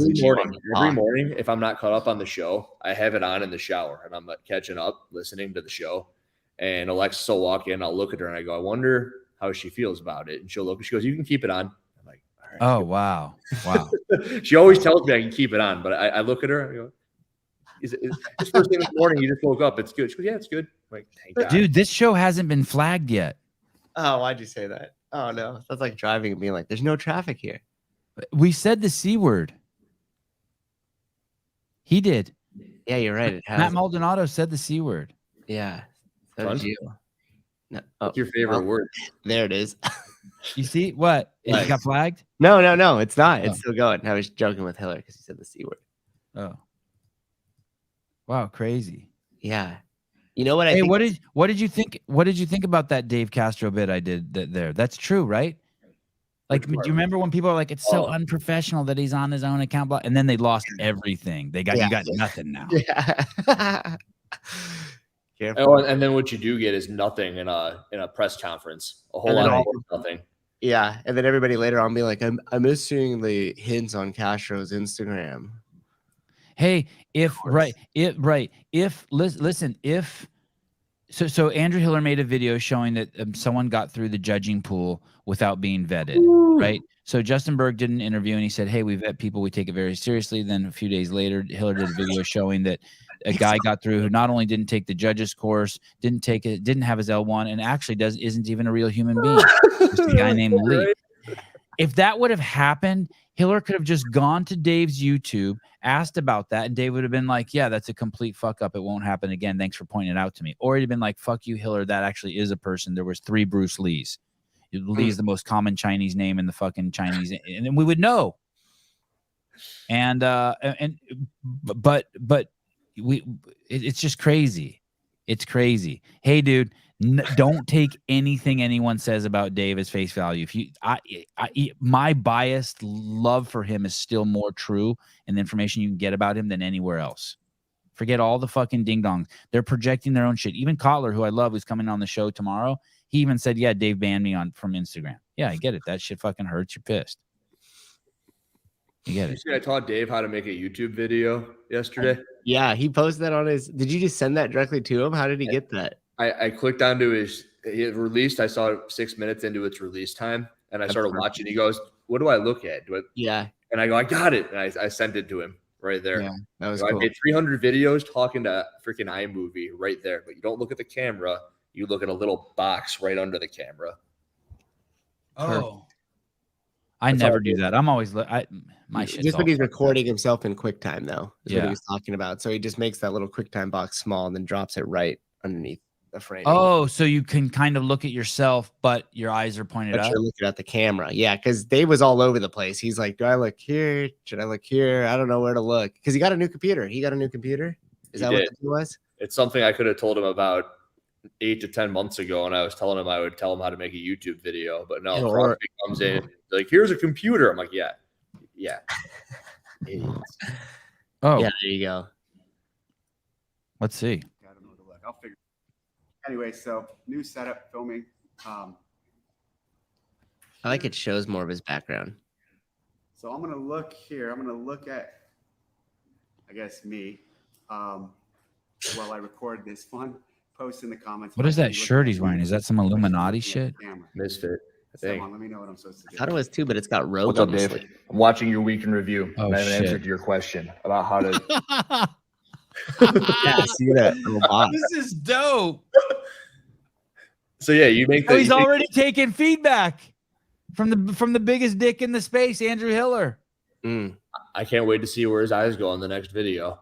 Wow. But you just open up photo booth, you minimize the box, you stick it right under the camera, and then you stare into your own soul as you talk. Wow. Shoot the club up. you are a world-class piece of shit. I just want you to know that. But that being said, thank you for watching the show. Dave is not only friends with the police, but he is also friends with the Hells Angels and a variety of other motorcycle gang guys that will roll through there. It's quite the menagerie of characters. That's like the allure of like the really high up like SEAL Team 6 DevGru guys. Like they're liked by like the gangsters and by like just everybody wants to be like, it's the fucking tip of the spear. And if you think you've done some shit, these guys have done it better and more extravagant. Okay. Audrey, I love it that Dave doesn't hate Hiller. Well, let's not get carried away. He just had to test him a little at the ranch and scope him out first. I respect it. Yeah. Well, a vetting, a hazing period. I'm not gonna lie, I like it when I pass these tests. So I don't think I've passed though, by the way. That doesn't mean I think I've passed. I like the idea of possibly having done more tests and having more tests. You don't even know when they begin. Right. Or when Sabir, oh shit, that's you in that picture, Hiller. Yeah, in a CEO shirt. Oh yeah. At the games, I probably took that. Did you change this, Caleb, or did Will? This is fucking brilliant. Whoever changed our comment size, because the pictures are bigger now. Is that Will? Is that from the Scratch and Scribble show? It's me, bro. That is right next to the monster booth, it looks like. Caleb, don't worry. You don't have to say anything. I can read your mind. Sabir and Kelly, California Hormones is getting their money's worth here. This show is honest, authentic advertising. If I lived in the U.S., I'd be flying to their offices tomorrow. Oh, that's cool. Thank you.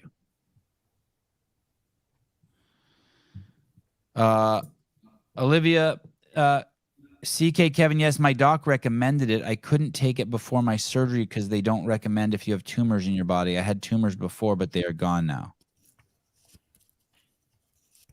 All right. Dude, have you talked about this yet on the show? The Wad Zombie post? This? No. Yeah. Because here's the thing. This is how I determine how healthy a social media profile is / if they've bought their followers. So Wad Zombie has not, first of all, but this one's got, you can see just by scrolling over the number of comments and the number of likes. Yeah. And of the ones that are just comment or posts, this is the most popular in quite some time. And it's got 168 comments. And the first thing I notice here is you've got Spencer Panchik saying, behind the scenes is what made me fall in love with the sport of CrossFit. I remember watching videos aspiring to be a games athlete one day. Now he's there. And then you got Don Fall. I'm calling him a scared. No balls. Hashtag no balls. Hashtag no balls. So I'm just playing with him, we'll see. But then a lot of people in there. James Townsend. There's Souza. There he is. I thought the Panchik comment was cool though. Yeah, that one was cool. Look at and then there's this guy. At that camera. Right. Look at that camera. No thanks. I know him from Reddit. He's Lions Mania. Yeah, he's so polite. He's so polite. No, thank you. No, thank you. No, thank you. I'm in my mom's basement on Reddit right now. No, drinking off 10 times a day, eating Cheetos. No, sorry. We don't want the ESPN show, the Netflix documentary, the behind the scenes, and the Road to the Games brought back. No, no, thank you. Yes, that's necessary. You're talking about the furry thing on there? It's just the biggest microphone I've ever seen.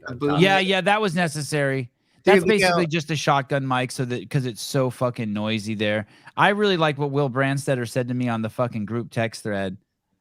Were you working? He said something. Were you working aviation at the time, and you just borrowed those headphones from the fucking tower or some shit? What year is that? That was like 08, right? Fuck. I don't even recognize I think myself. The big picture is with OTP. So it's like Or 2007, OPP. maybe 2008. So all that equipment right there is fucking so expensive too, and it wasn't like readily available. Now you go on Amazon and you're like, oh, Rode mic, and it shows up and it's this fucking big. But back then that was all top of the line shit. Yeah, that mic is still insane. Hey, that girl, what that girl Christine said was kind of crazy too, because I just assumed that chick. I just assumed that chick hated me. Yeah. Wow. Oh wow, 72 likes. That's cool. That's kind of my default, unfortunately. What's They that? probably hate me. Someone just fucking probably hates me. I was watching some of the old behind the scenes the other day with Alexis. It was kind of nuts. You click on it, it's got 700,000 views. You know, wow. Hey, were you watching it in preparation for the games? No, I was just watching it because I did that last year. To be honest, Alexis goes, "This is Sevan behind talking." Like, I didn't know we did any of these. she's been around for some time, dude. Let me ask you this: if this is I'm guessing this is the characterization of the whole thing. When Greg said Floyd 19, there was this common narrative that there was a mass exodus of affiliates from CrossFit Inc., which just wasn't true. There was less than 500 who were leaving. And the truth is like, for whatever it's worth, who cares? So 500 leave. You probably don't want them around anyway. In the bigger picture, yeah, it did put a lot of hardship on the affiliates, because if you have 5% of all the people in the affiliates get upset because they're fucking you've manifested and triggered their psychological fucking issues, and they've now for some reason think that they're paying money into a racist organization, and they're going to pay people money, and they're going to start causing problems inside your gym. Yeah, that sucks. Okay, even though it's all bullshit and lies, that sucks. I get that. The only reason why they wouldn't bring me back to do the behind the scenes is they're afraid of some sort of, or in any capacity, is they're afraid of some sort of repercussion, right? They're afraid of, like, I've like, someone's gonna say he's anti-vax, or whatever, that he uses the word tranny instead of transgender, or whatever. There's gonna be some sort of, because other than that, the pile of my accolades and what I've done is like, I'm not trying to be braggadocious. I have no peer anywhere. You probably have to dig into the bowels of fucking Apple Computer. Mm-hmm. I was the first at so many things, and the growth that happened under my leadership is like, there is no like second place. And that tells the affiliate growth, the media growth, the L1 growth, like there is no the spread over the country. While I was there is no like I can't think of any peer anywhere. Like where? Like at like is there someone at Starbucks? Like where are they? Howard Schultz. Hey, the other thing that gives you insight on the it's this. So, sorry, and then I'll give up the floor. Sevi is too polarizing for the new woke CrossFit. Yeah, maybe. Yeah. So like for me, it doesn't even make any sense. I'm not whining or complaining. Don't get me wrong. Like a ton of people asked me yesterday, hey, would you go back? I can't even answer that question because I'm living such a fucking good life. As you've seen, Sousa, when you come and visit, if you've seen Hillary, you stayed with me for a week. It's fucking hard, man. It would be hard to do anything different than what I'm doing. Okay. Sorry. Go ahead, Sousa. I was just going to say, it gives you insight on the HQ's decision-making there. Because they're saying this is like, everybody agrees. I would even assume a big percentage of the people wouldn't even know that it was you or like the history. They're just going to see this amazing thing that comes out of it, right? The behind the scenes. And that's telling you that they're going to give up something that could potentially do really, really well for the company, really, really well for the sport, really, really well for the affiliates, everything in general. They're going to say no to that just because of the possibility of somebody maybe getting upset. Right. So listen to that decision-making, and that's not isolated to just this. That is how they make decisions. So that, or maybe they think I'm better for the company outside of it. Either way, like I've said, I would do the behind the scenes for almost free. Like I would do it for fucking cost. Yeah. I would go there for a fucking week and do that. You and I have talked about it. You're like, hey, would you go? And it's like, really, it's just like, I would just have to leave my loop. But if I went there, I would not want to go there and just sit around in the stands or work in a booth. I need to be running around and sweating and doing like what you and Hiller did, or you know, like a job like Caleb has. I have to have a job. I can't go there without a job. Thanks for the great info today. Sparky says hi. Hi, Sparky. Is that the horse? Yeah, look at its nose. I'd get a tattoo. I'd get a tattoo like that across my nose that says Sparky. No, you wouldn't. Wow. Can you imagine that? If I just had a tattoo that went from like traversed my nose up one side and down the other, just on my face, and it said Sparky, I might do a show like that. With like one of those ones that you just iron on. I wouldn't stop you. You hate me, don't you? What do you mean, Ken? Where you been? 22.3 thousand subscribers. Dude, we're putting on 10 subscribers a day on the steady. Did you see Nate Edwardson made a video? No. How's he doing? In the golf world, fine. He's about to pass me in subscribers, and he's been there for like 3 weeks. So I know his golf shit, dude. His golf shit. Oh, wait, nope, I'm still ahead. He's got 25.9 on his golf channel. Wow. That was when he started just like a couple months ago, right? It is. He I don't really know what he's up to on it, but I'm going to pull it up in a second here. Nate Edwardson. We used to do these shows where we would just talk about the happenings. There he is. Nate Edwardson golf. Damn. I have a buddy that I'll golf with, and it was funny. I go, do you know who Nate Edwardson is? He goes, yeah, his videos pop up all the time. I'm like, of course. He pays zero attention to CrossFit. But if you are a person who's about Nate Edwardson's age and you go on YouTube and you follow any sort of golf channel, Nate Edwardson's popping up through the algorithm, and he knew him. Yeah. And he said he hated him. And I was like, that's a little mean. I had a good back and forth with Hiller and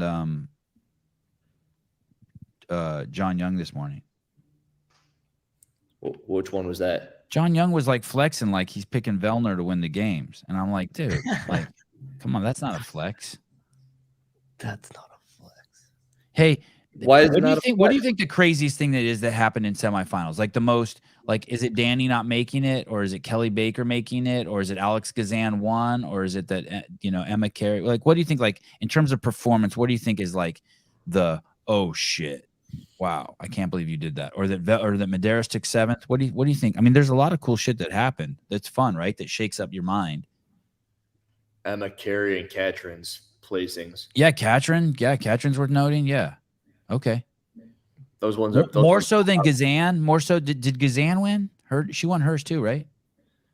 I don't know though. I kind of saw that coming. If Catherine were to have finished, I don't know, at 10th or 11th or 12th, like I don't think anyone would have been. Oh, surprised. How about this? Brooke not making it. That's good.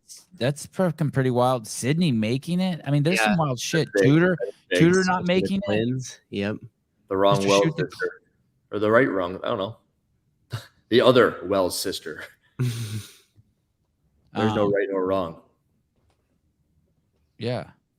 Yeah, Emma Carey was probably the one for me. I'm going to say Justin Medeiros taking 34th. It was for me. On an event in 5th or 6th overall, he finished. Yeah, shoot him up. Stop saying good shit. I don't like you. I don't want to bring up your shit. Stop saying good shit, please. Guy not making it. That didn't surprise me. No, but it's fair. It's a surprising thing. Yes. After what I remember, we're walking around Wadapalooza. I believe I was with Souza. We're over at Bayfront. They're doing a workout, 225 overhead squats or something with the ring muscle ups, and he was getting his ass handed to him on that workout. And he just was, and then he laid down on the floor afterwards. And I go, this is a pretty conventional CrossFit workout. And I don't know. Didn't you remember that, Souza? We were right there. I think Lauren Khalil was over there on the left side of Bayfront. Mm-hmm. Who was on the ground again? Sorry, I was reading a text message. And then I walked over to him, and everyone's like, he's overheating. And I go, the dude's from freaking Brazil. Like, I do remember that. He works out in Cookeville, Tennessee. He can't be overheating. Sorry, you're talking about Wadapalooza. Yes. Right. And right. Okay. Right. Okay. And you asked him too. You're like, you good? Mm-hmm. And then ever since then, yeah, are you good? Are you going to unblock me? All right. Do you need water? Unblock me first. Unblock me first. Ken Walters, you guys do a lot of shows, but they always seem to stop. Affiliate shows. Do we? We just had James Townsend on. That was affiliate show. UFC show. Okay. You win. Justin Nunley. He stopped. I think Justin stopped coming on because I was using the word trannies and he didn't like it. He didn't specifically say, but disc golf. The disc golf was just, it was too much. It required, sorry. could do some disc golf. I just can't do it every single week. It was fucking crushing me. I'll be 100% transparent on this one. Yeah. I put up a video and I know it's going to get 5,000 views, but I could put the time and effort into a video that's going to get 20,000 views. The decision becomes easier for me. Well, Hiller was not a big fan of me doing disc golf shows. He was very gentle. He never said that to me, but he gave me some free therapy on just how to choose shows to do. And I'm like, hey, I'm doing it, but it was interesting. Do you remember that? A couple of times you called me and you were like, hey, let's talk about your choices for shows. And then Max Mormont was just on Monday. That was an affiliate show. Oh, which one? Max Mormont. Oh, Max Mormont owns an affiliate. Yeah, but I know what you mean, Ken. I know what you mean. Testosterone One Tuesdays. I just got start getting into it, and they're gone. Oh, I think Hiller's still doing Testosterone Tuesdays. Are you still probably monthly now, though? Oh, I check in once, and the most recent one I did was on BPC. All right, Ken, you win. Fine. I wish there was a day of the week that had an eye. It could be like injectable eye days. Oh, I think this is a positive thing he's saying. He's saying thanks for not as soon as I get addicted to something, cutting me off. I think that's what he's saying. I appreciate you guys. We don't like to curate an addictive personality, Ken. I am gonna try. Oh, don't forget the Sunday night news shows. Oh yeah, we did the news shows for a while. But that was more, I think Kate and James had to bail than me. Bernie Gannon, isn't trannies just a term for people who are fans of transportation modes? No, but I appreciate. Thank you. Thank you. I got into a fist fight with Kate Gordon the other day. Oh yeah, how did that go? Tell me what happened. Tell me what happened there. I like to go through Twitter, and she made a tweet about. Hey, that would be amazing if Trish was Hobart. That would be amazing. Okay, go on. Sorry. That would be amazing. I don't know Kate Gordon that well. I used to watch the Sunday talk on the show when you guys would do that, and I follow one of her accounts, but apparently she's got multiple. And I don't like speaking in absolutes if I don't really think I have a handle on it. But the gist of this is she wrote this tweet where she said that she doesn't understand why CrossFit affiliates use their top athletes in the gym doing the most complex movements. Why don't they show them real people and real stories and the real community?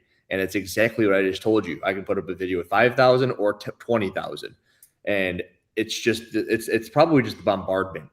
So I have a feeling she probably follows an affiliate. She might follow a couple of affiliates and she sees this. And she's like, where are the normal stories? But it's the 7th one in the lineup.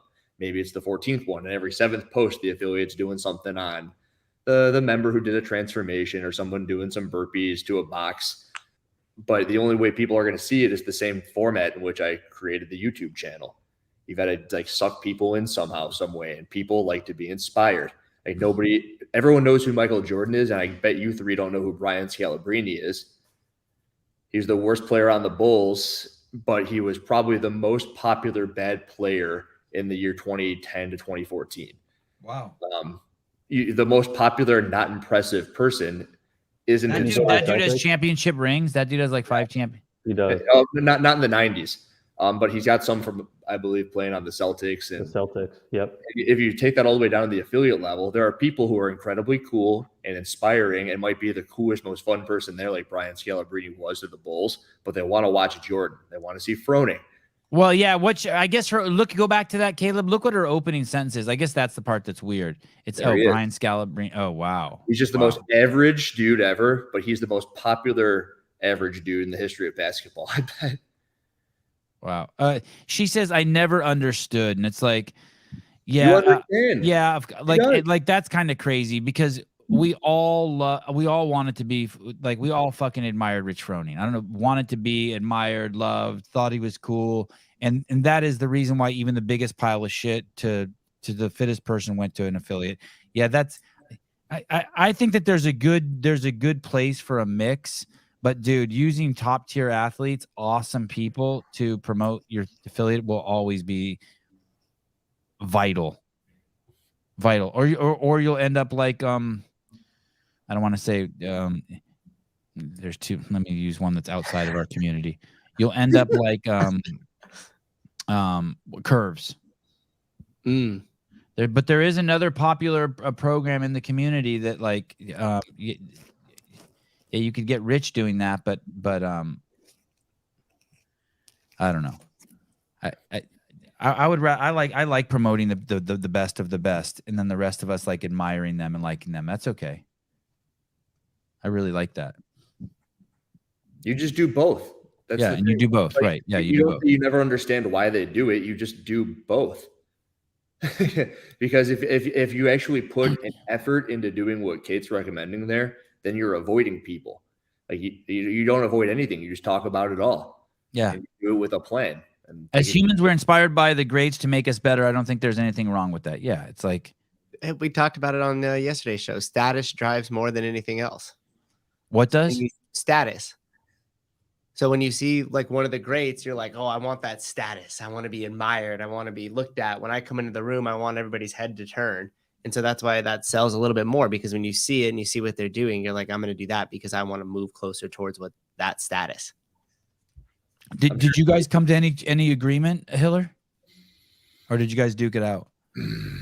I wanted her to push back hard, and she was kind of on my side of the fence with every single response, at least how I read into them. And I would respond, and I would kind of push back a little bit, trying to get her to. I wanted to fight, and she wanted to run into a field of daisies with you. And I think we ended up somewhere in the cornfields, so it's cool. But Suze, I'm sure you've done that before, right? Member stories. I mean, I made a video at some point about all my stuff. I would do it when I was in the affiliate. Yeah, dude. I had a podcast I went every single week for the last 4 years, and I only stopped it because I started this. And that was member stories, coaches' stories. The members like it, right? Yeah, the people at the gym dug it, and then I branched out and I interviewed Sevan. Oh, yeah. And then Bosman, and then that brought more attention to the channel than member stories. You know what else that does? It gives you the reps. So that then you can go and interview someone like Sevan, and then you can do the show. So you did 4 years of repetitions. Right. And you saw the old videos I used to make. Yeah. I've seen it. You've seen those. Yeah. Oh, yeah. That sounds like that should be a montage, just ripping Souza, put together a bunch of his old shows and rip on them. No, they were good. Oh. Hey. You would rip on me pretty hard. What about Heidi and Emma Carey? Did they brawl somewhere on? I didn't see that. What happened on Instagram? Story behind that, Caleb? Do you know the story behind that? Yeah, I'll pull it up. Jesus, Heidi and Emma Carey were fighting. Heidi Krum? CrossFit Games, Emma Carey, and Heidi. Cool. Excuse me, Caleb. CrossFit Games, Emma Carey, and the Sevan Podcast, Heidi Krum. Sorry, Heidi does it all. Oh shit. Okay, let's play this first. Wow, this is crazy. Here we go. I already like what she's starting. Okay, here we go. I haven't seen this. Has anyone here seen this? This is fucking nuts. I haven't seen this. Oh my goodness. Here we go. Here we go. This is amazing. Competition day snacks. A lot of cereal, Cheerios, chocolate checks, fruit snacks, applesauce. All just carbs, but at least I can kind of change the texture. Like honey nut or standard? Honey nut. Yeah. Competition day. Dude, Emma Carey is for sure on BPC 157. Why? Her gut, dude, her gut health is amazing. I can smell it from here. Yeah, but she's also what? Tester. 15. Okay, yeah, I just made that up, people. Everyone who's that age has good gut health.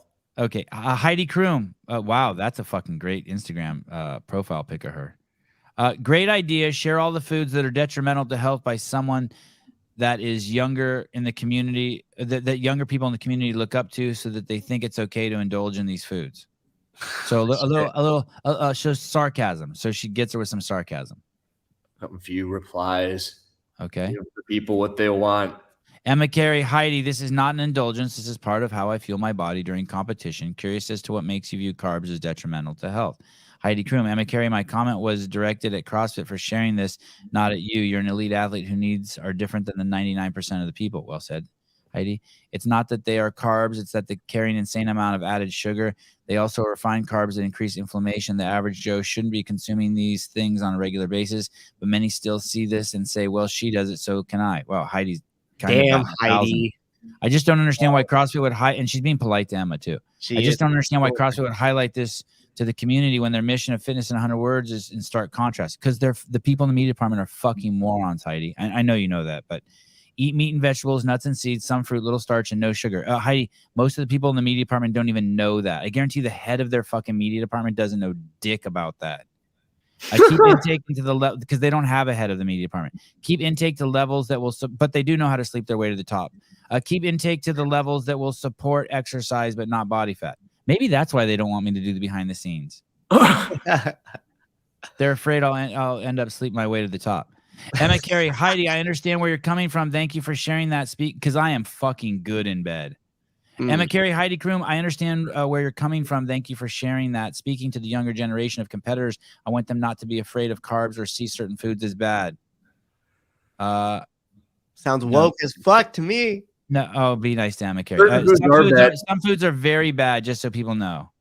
Really bad. Not in moderation. No, some. No. Not for me. I'm an athlete. No. Yeah.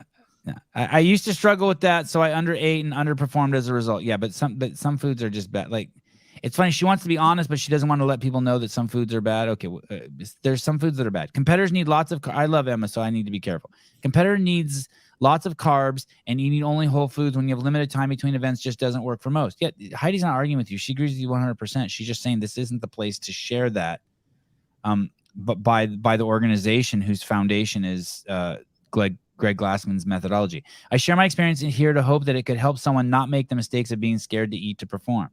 Okay. See, it sounds like fucking woke fake face noises. She doesn't address anything Heidi said. She just doubles down on the fact of like, I need this. Oh my God. Heidi, it's okay to keep it real, dude. Oh, my God. Who runs that account?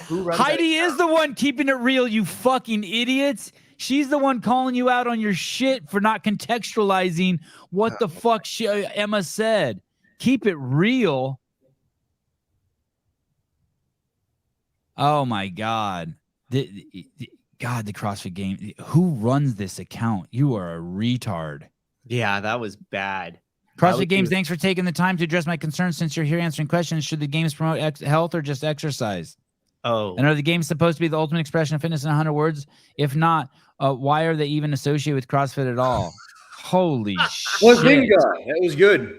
How about a little lube, Heidi? You don't have to dry fuck them. Oh, wait, hold on, Caleb. Hold on. I like this is good. Good for her. They don't care about either. Monster Energy could probably answer better than CrossFit. Wow.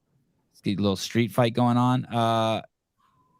CrossFit does promote a healthy diet. You have to be mindful of what you consume every day so you can perform. I've been doing CrossFit since October. In my experience, that's the most glaring aspect of life change is the need for quality diet. Wow, that's cool, Mr. Lemon, that you're new and you already get that. Show up and do the WOD. Now, I don't know about your experience, but the nutrition coaching I've received inside and outside of CrossFit has been the same. It's about balance. A quality diet doesn't get nullified because you ate some Cheerios. I feel like it's a pretty extreme response to assume Emma or CrossFit has given young people diabetes because of this post. I don't think Emma said that. Attack the schools. They go to more healthy options. That's far more productive.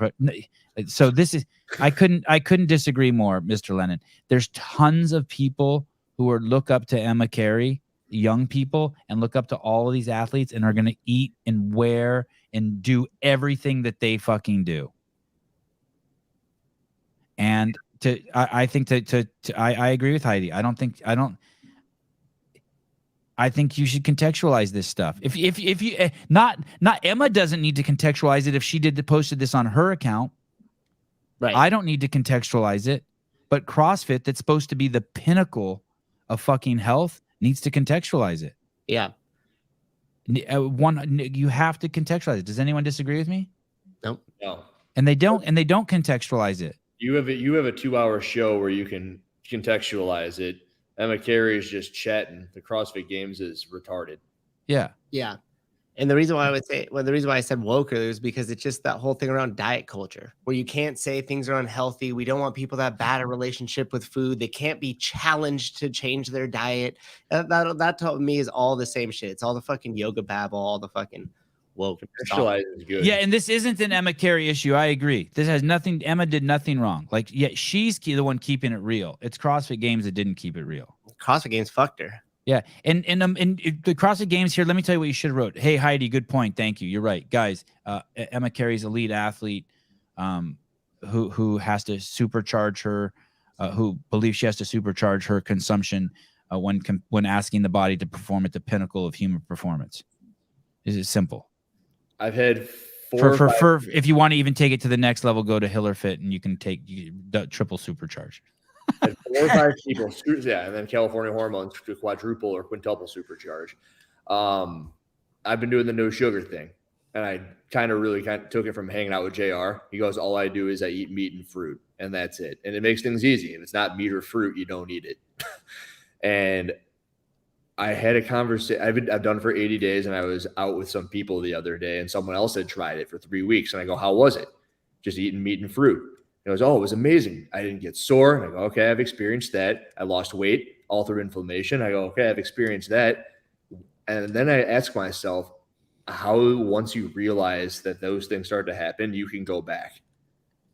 So for people like Emma Carey, I made the post about this entire process, and there's people in there, yeah, but in order to perform, you got to eat carbs. And I go, yeah, I get it. Emma Carey's got to do these sorts of things as an athlete, and people don't understand where you're coming from.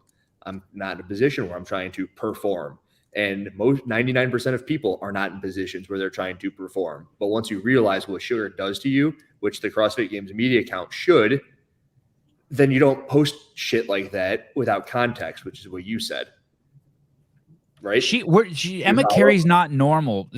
I mean, she's two or 3 years away from becoming in the top 50 all-time fittest women who ever lived that walked on planet Earth. The context is she's fucking incredible. What? The context is, if she wanted to eat carbs the way the CrossFit methodology could, she'd have 40 pounds of sweet potatoes in her belly while she's trying to do ring muscle ups, and it doesn't make sense. Fair, yeah. And most people wouldn't need that many, but she does to do the shit she has to do, and that's the context. Yeah, Justin, we are trying to distinguish between refined carbs and just shit you pick off the tree. If it has a face or it's in the ground, you can eat it.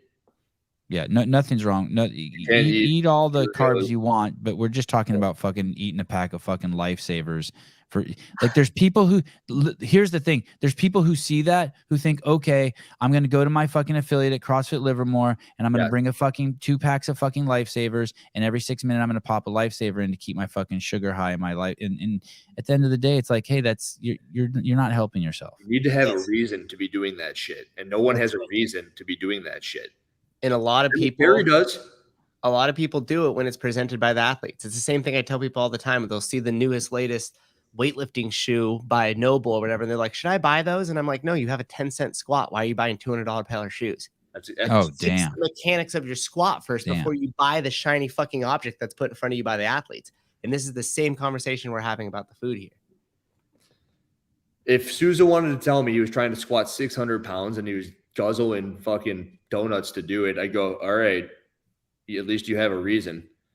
But people who try to justify shit food have no reason. It's just because they want to. Yeah, 100%. Caleb? Caleb's like, I love donuts. I do too. God, being young's crazy, isn't it? Do you remember you could just walk into a 7-Eleven and just get those donuts that would just be covered in white powdered sugar? What about them? You could just get a pack of those and just put it in and just burn it off as you walk to school. I had a half-gallon insulated mug that you buy from 7-Eleven with a big-ass metal straw. And when you get that, you can fill it from the Slurpee machine for $1. And I would walk to 7-Eleven twice a day and fill that Slurpee thing up. With a gallon of Slurpee for an entire summer. Ironically, I was obese, but... Hey, why did you have a metal straw? It was just like a cool thing that came with the it was like an extra $4. Oh, okay. 7-Eleven. Wow, okay. And then it's got a big hole, so you get more Slurpee. You know, it's not one of those little plastic stupid ones. What does this mean? Sevan asks Hiller about my MFK BPC.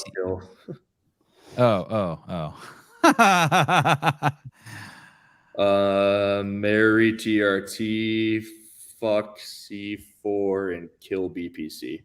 I can live in pain. I can't live without the other two. Joe Nels, a month in, and it's been a game changer for my energy levels. Oh, what has been? Oh, he's been doing the meat and fruit. He sent me a picture the other day. He's one. I don't like to name people, but he just outed himself. Yeah, he's shredded. He looks great. It's incredible. You know who else was? Hunter said he lived off of apples and steak for a while. Steak and apples diet. Yep. Yeah.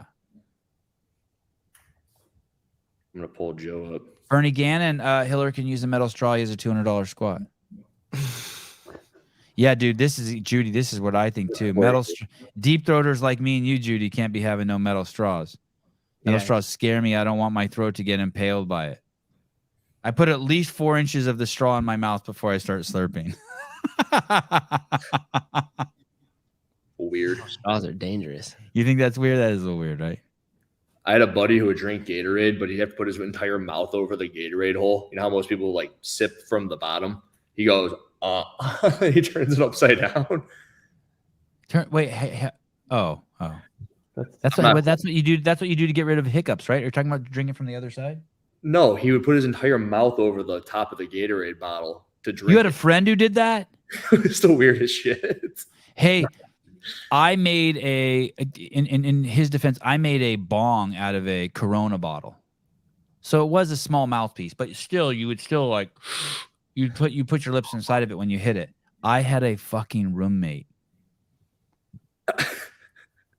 He put his whole fucking mouth over it. Imagine being in a room with fucking like 6 stone dudes and one dude every time puts his mouth over the whole bottle. I've never used one of those. No, your mouth never goes over a bong, completely over any bong, no matter how big or small, ever. Fucking crazy. Is it just because it's gross or what? No, it just looks like you're sucking cock. Like imagine imagine if I drank this and I was trying to get my mouth over the whole top of it. I mean, obviously it's small, but you just don't do it. You never put your mouth over the entire of anything. It's why you don't eat a banana in public. But have you seen how big a Gatorade bottle is? Yeah, I know. It's even crazier. I know. Yeah. His lips would like flare out over the top of it. And I always eat bananas in public. What's wrong with you? It's your fault, not mine. You're a very confident man.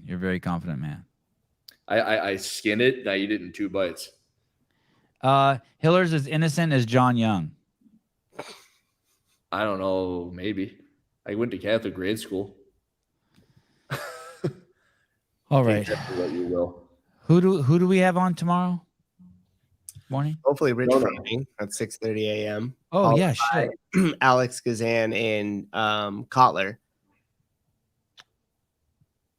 Yeah, that's good. At 8 a.m.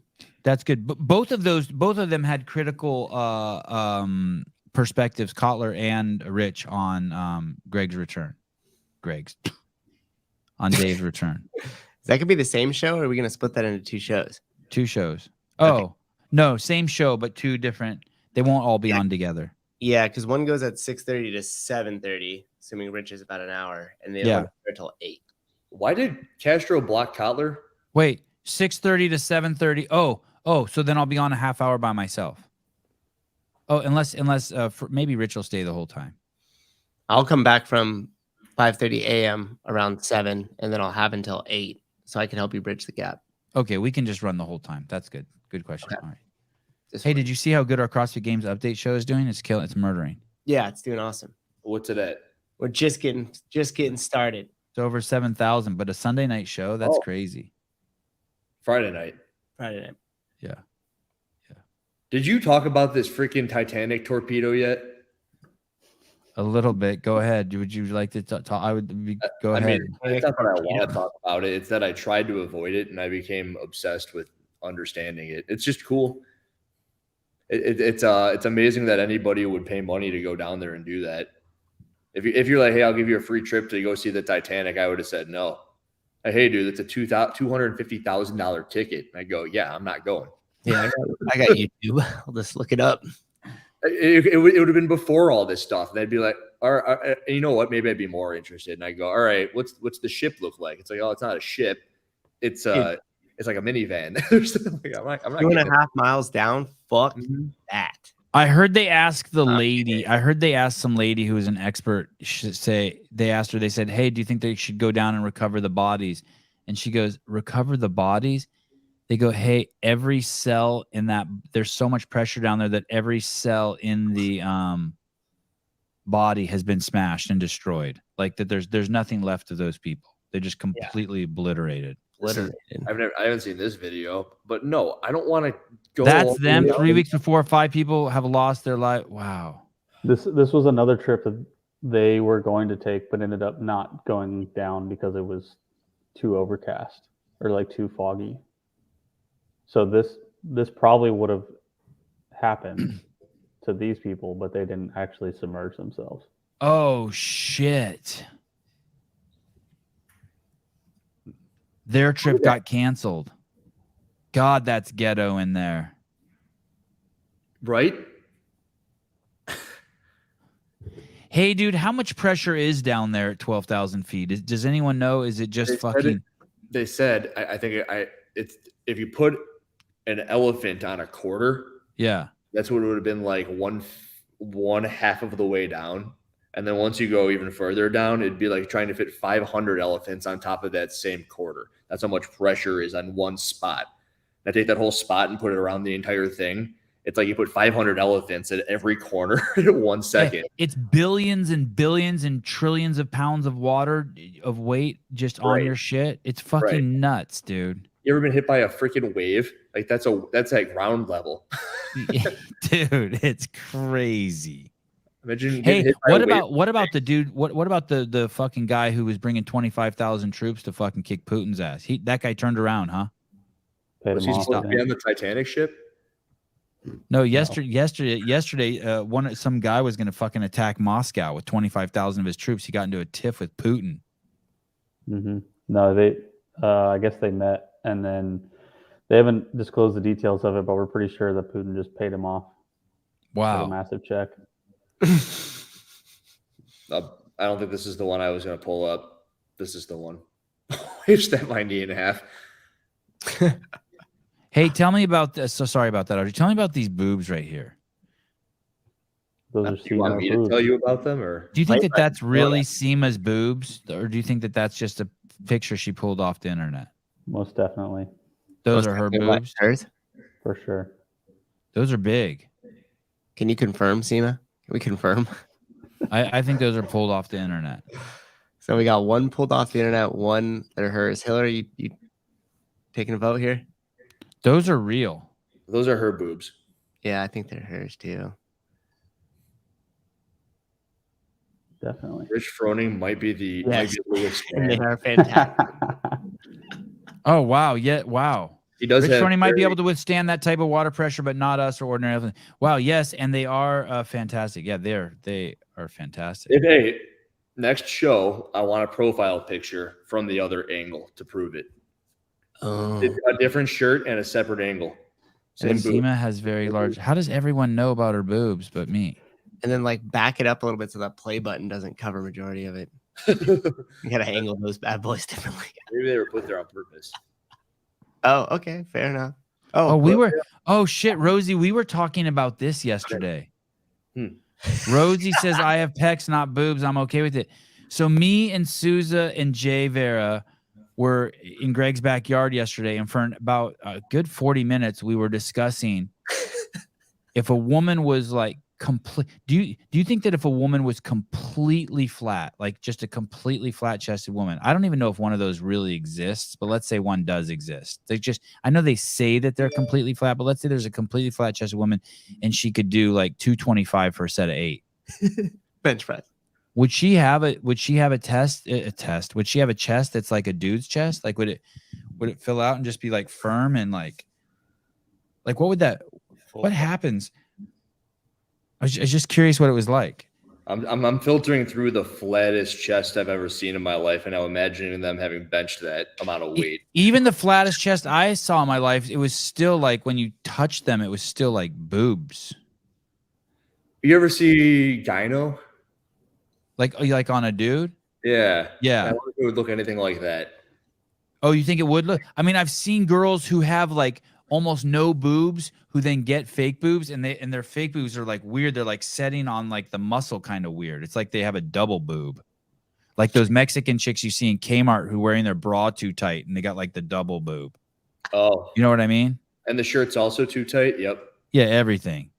But then, yeah, like Brooke Ents. Yeah, Brooke Ents has it. That's exactly who I was thinking. Brooke Ents has like you see her muscle underneath it, and then like the boob on top.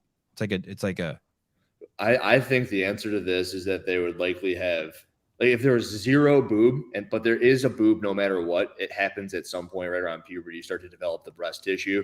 You could get the biggest chest ever, but there's going to be a little bit of fat there. I just, well, here, you'd still have boobs, but you can flex them. Yeah, I think that's what it is. I think if a girl really works out a lot and she doesn't have fake boobs, no matter what, it will spread. Yeah, like that. It will spread proportionately underneath the fatty tissue that women have, right? Hiller's lost himself in his dance. I've lost in the dance too. I don't know. You still have boobs, you can just flex them. Okay, yeah, I think that's I accept that. We're gonna start a video series, and we're gonna go out and find the flattest women with the heaviest bench presses to figure this out. Gotta be above 200 bench press to count.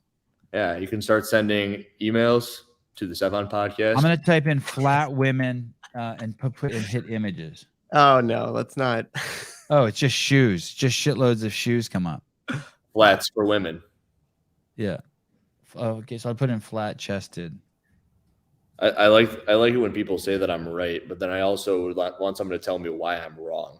Well, what? No, Andrew, all of the fat would disappear. See, now we would need to see, this is an accurate statement because Ann bench is 275 and is not flat. Now we would her with no. Hey, and here's the thing about her. I want to be careful. Is she over 18? She actually has boobs. Yeah, but we need someone without them. I know, but even girls who have boobs who do CrossFit, let alone someone who does 275, they go away. I mean, I've seen girls with really fucking good bodies who fucking get into CrossFit and their C's go to fucking mini B's. Genetics, homie. I mean, they're going to get smaller, but here's the question: if they were, there's a difference between being a fucking anorexic and not having boobs, and just not having boobs. Like Kate Moss is fucking anorexic, but she got no titties.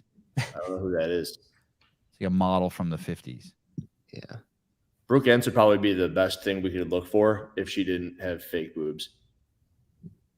Brooke, we need you to take those out. And then I'm trying. Yeah, there's some good pictures on the internet. Oh. Flat-chested buff girls. There's a Tumblr gallery for it. Holy shit. I'm afraid to click this button. Oh, man. Wow. Anyway, I don't have an issue with it, and someone was calling me gay. Oh. I don't want to say who. And I don't want to tell you that I'm not gay either. I'm just telling you just the facts of what happened in the conversation. I was like, I think it would fucking be cool. Oh, I go, well, that's because you're gay. And I said, oh. Boobs are so interesting. You know what? No. And then Souza said, no, you just want Sevan to be gay. And then that's when it got really weird. We decided you're 40% gay, remember? Oh, right. Good. So you're not more than half gay. That was on a show not too long ago. Kenneth Dillette, you are gay. God, I've fallen into just boob mania now on this. I'm going to just pull up this one chick. Look at this fucking body on this chick. This is crazy. You think those boobs are real? It's loading. No. No. Dude, that body is nuts. No. I don't believe so. How did that picture come up? You're looking for flat-chested. I don't know. Hey, that was in the other tab, big-titted girls that I also had open. Hey, hey, Hiller, when Alexis looks in the mirror, does she have a mirror face that you see her do? You're like, what are you doing? I've never seen someone look in the mirror more than Alexis looks in the mirror. But does she have a mirror face? Like she does something with her lips or tilts her head a certain way or cocks it? Like, does she have a mirror look? Every look you could possibly imagine, I think she looks at. It's what she does. She does skin. And you know what's crazy about what I'm thinking right now is we spend all this time working out. Coaches work out. People who've coached know from experience. Yeah. And that Alexis, she's like all up in her shit. And then I think that probably helps her with her work. And yes, she has a mirror face. She does it. Does your wife have a mirror face, Sousa? A mirror face? Yeah. You don't No. see when she looks in the mirror, she does something? No. Saw my wife look in the mirror. I'm like, that's not what you look like. She's like, I know, that's my mirror face or something like that. What does it look like? You should make She it. does something with her. The way she holds her mouth. I can't even really do it, but the way she holds her mouth. Do you have one? That's not her mirror face. I don't think I have a mirror face. I think I have a mirror body. I think when I look in the mirror, I stand up more straight. That's I try to put my shoulders back. Yeah, I stand up more straight. Huddled over. But I'm not like. I have a friend, who, a male friend of mine who has. I know he has a whole mirror posture. It's fucking hilarious. Like? Is it me? No, I haven't been around you enough. But it's like a tough guy posture. He tries to get all tough. Like when he looks in the mirror, he tries. Yeah. Then he goes, "Are you looking at me?" Like everything's great. And he looks in the mirror. He's like, all right, you ready to go? I'm like, and then he's like, hold on. Yeah, like almost like like you know, like have you ever seen like a fish? Like you hold up a mirror to a fish tank and the fish gets all fucking puffy on it. Have you ever seen that? You ever do that as a kid? Posture. Fishy. Yeah, if you hold the mirror up to a fish tank, they get all fucking puffy and shit, like they want to fight. Like, I've never seen that. It's like, dude, it's you. You should start telling your buddy to chill out. Quit going all fish on me, dude. No, this dude's. I'm not telling this dude anything. What? You should see. It's Greg. It's Greg. I'm not telling this dude anything. Greg, I'm taking all the mirrors out of your house. You get all puffy chested. Oh, here we go. Ken, this is good. My wife turns her legs and hips a certain way when pictures are being taken. Yeah, right? Yeah, that's 100%. I'm told to stand a certain way. I have to You have to angle people. Yeah. If you don't angle people, then you're a bitch. Wow. Caleb has spoken. Strong feelings on that. Do you chub up before you look at your junks, Heavy? No. Huh? No. Before? Like just reach in your pants and give it a few squeezes before you actually look at it? Scroll the Instagram. Wow. I turned my ass to the camera. No complaints I think cameras really bring out an interesting side of people, and I'm sure you've seen this with all the people you've thrown a camera in their face. They can completely change. For sure. It's weird. It's either for like a really good change that brings out the best of them, or you can tell that they're completely going into a hole, and that's no longer the same person, which I would say is bad. But it does stuff with people. It wasn't until a few years I had to really, really fucking bite down on a dowel the first time I started talking to a camera. It's just a couple of years ago. It's since I've been fired. Like the first time I ever made an Instagram video where I was like talking to the camera. Like, boy, did I not want to do it. Did I have some fucking judgment for people who did that shit? Now, look at you now. Like now that whole. Yeah, totally. Garden tours and all. Yeah. I wonder if Castro's going through that internal dialogue right now. Now I got to stare at myself as I talk to myself. Yeah, he probably has some like ideological or judgmental attitude against it. It's because you don't practice, Will. Yeah, Will. You're gonna be bad forever, Will. If you don't practice, Will. Yeah, Will. Will and I've been comparing camera gear, but I don't see him on the camera ever, so I'm giving him a hard time. All right, I'm going to play tennis. Wish me luck. Good luck. Wait, are you playing? I'm going to play against my son, Avi. Awesome.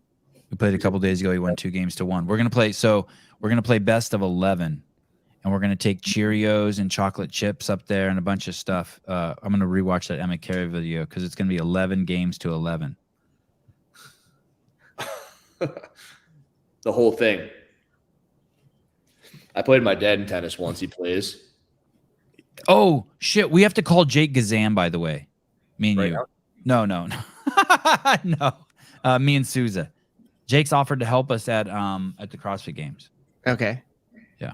Like now, or are you just saying in general we have to remember? No, just in general. Okay. As I say, all right. Call him on my way to the gym. All right. I'm leaving. Bye. Lifestyles on my members. Thanks, everyone. See you tomorrow. Kotler, Gazan, Froning tomorrow. Caleb, thank you.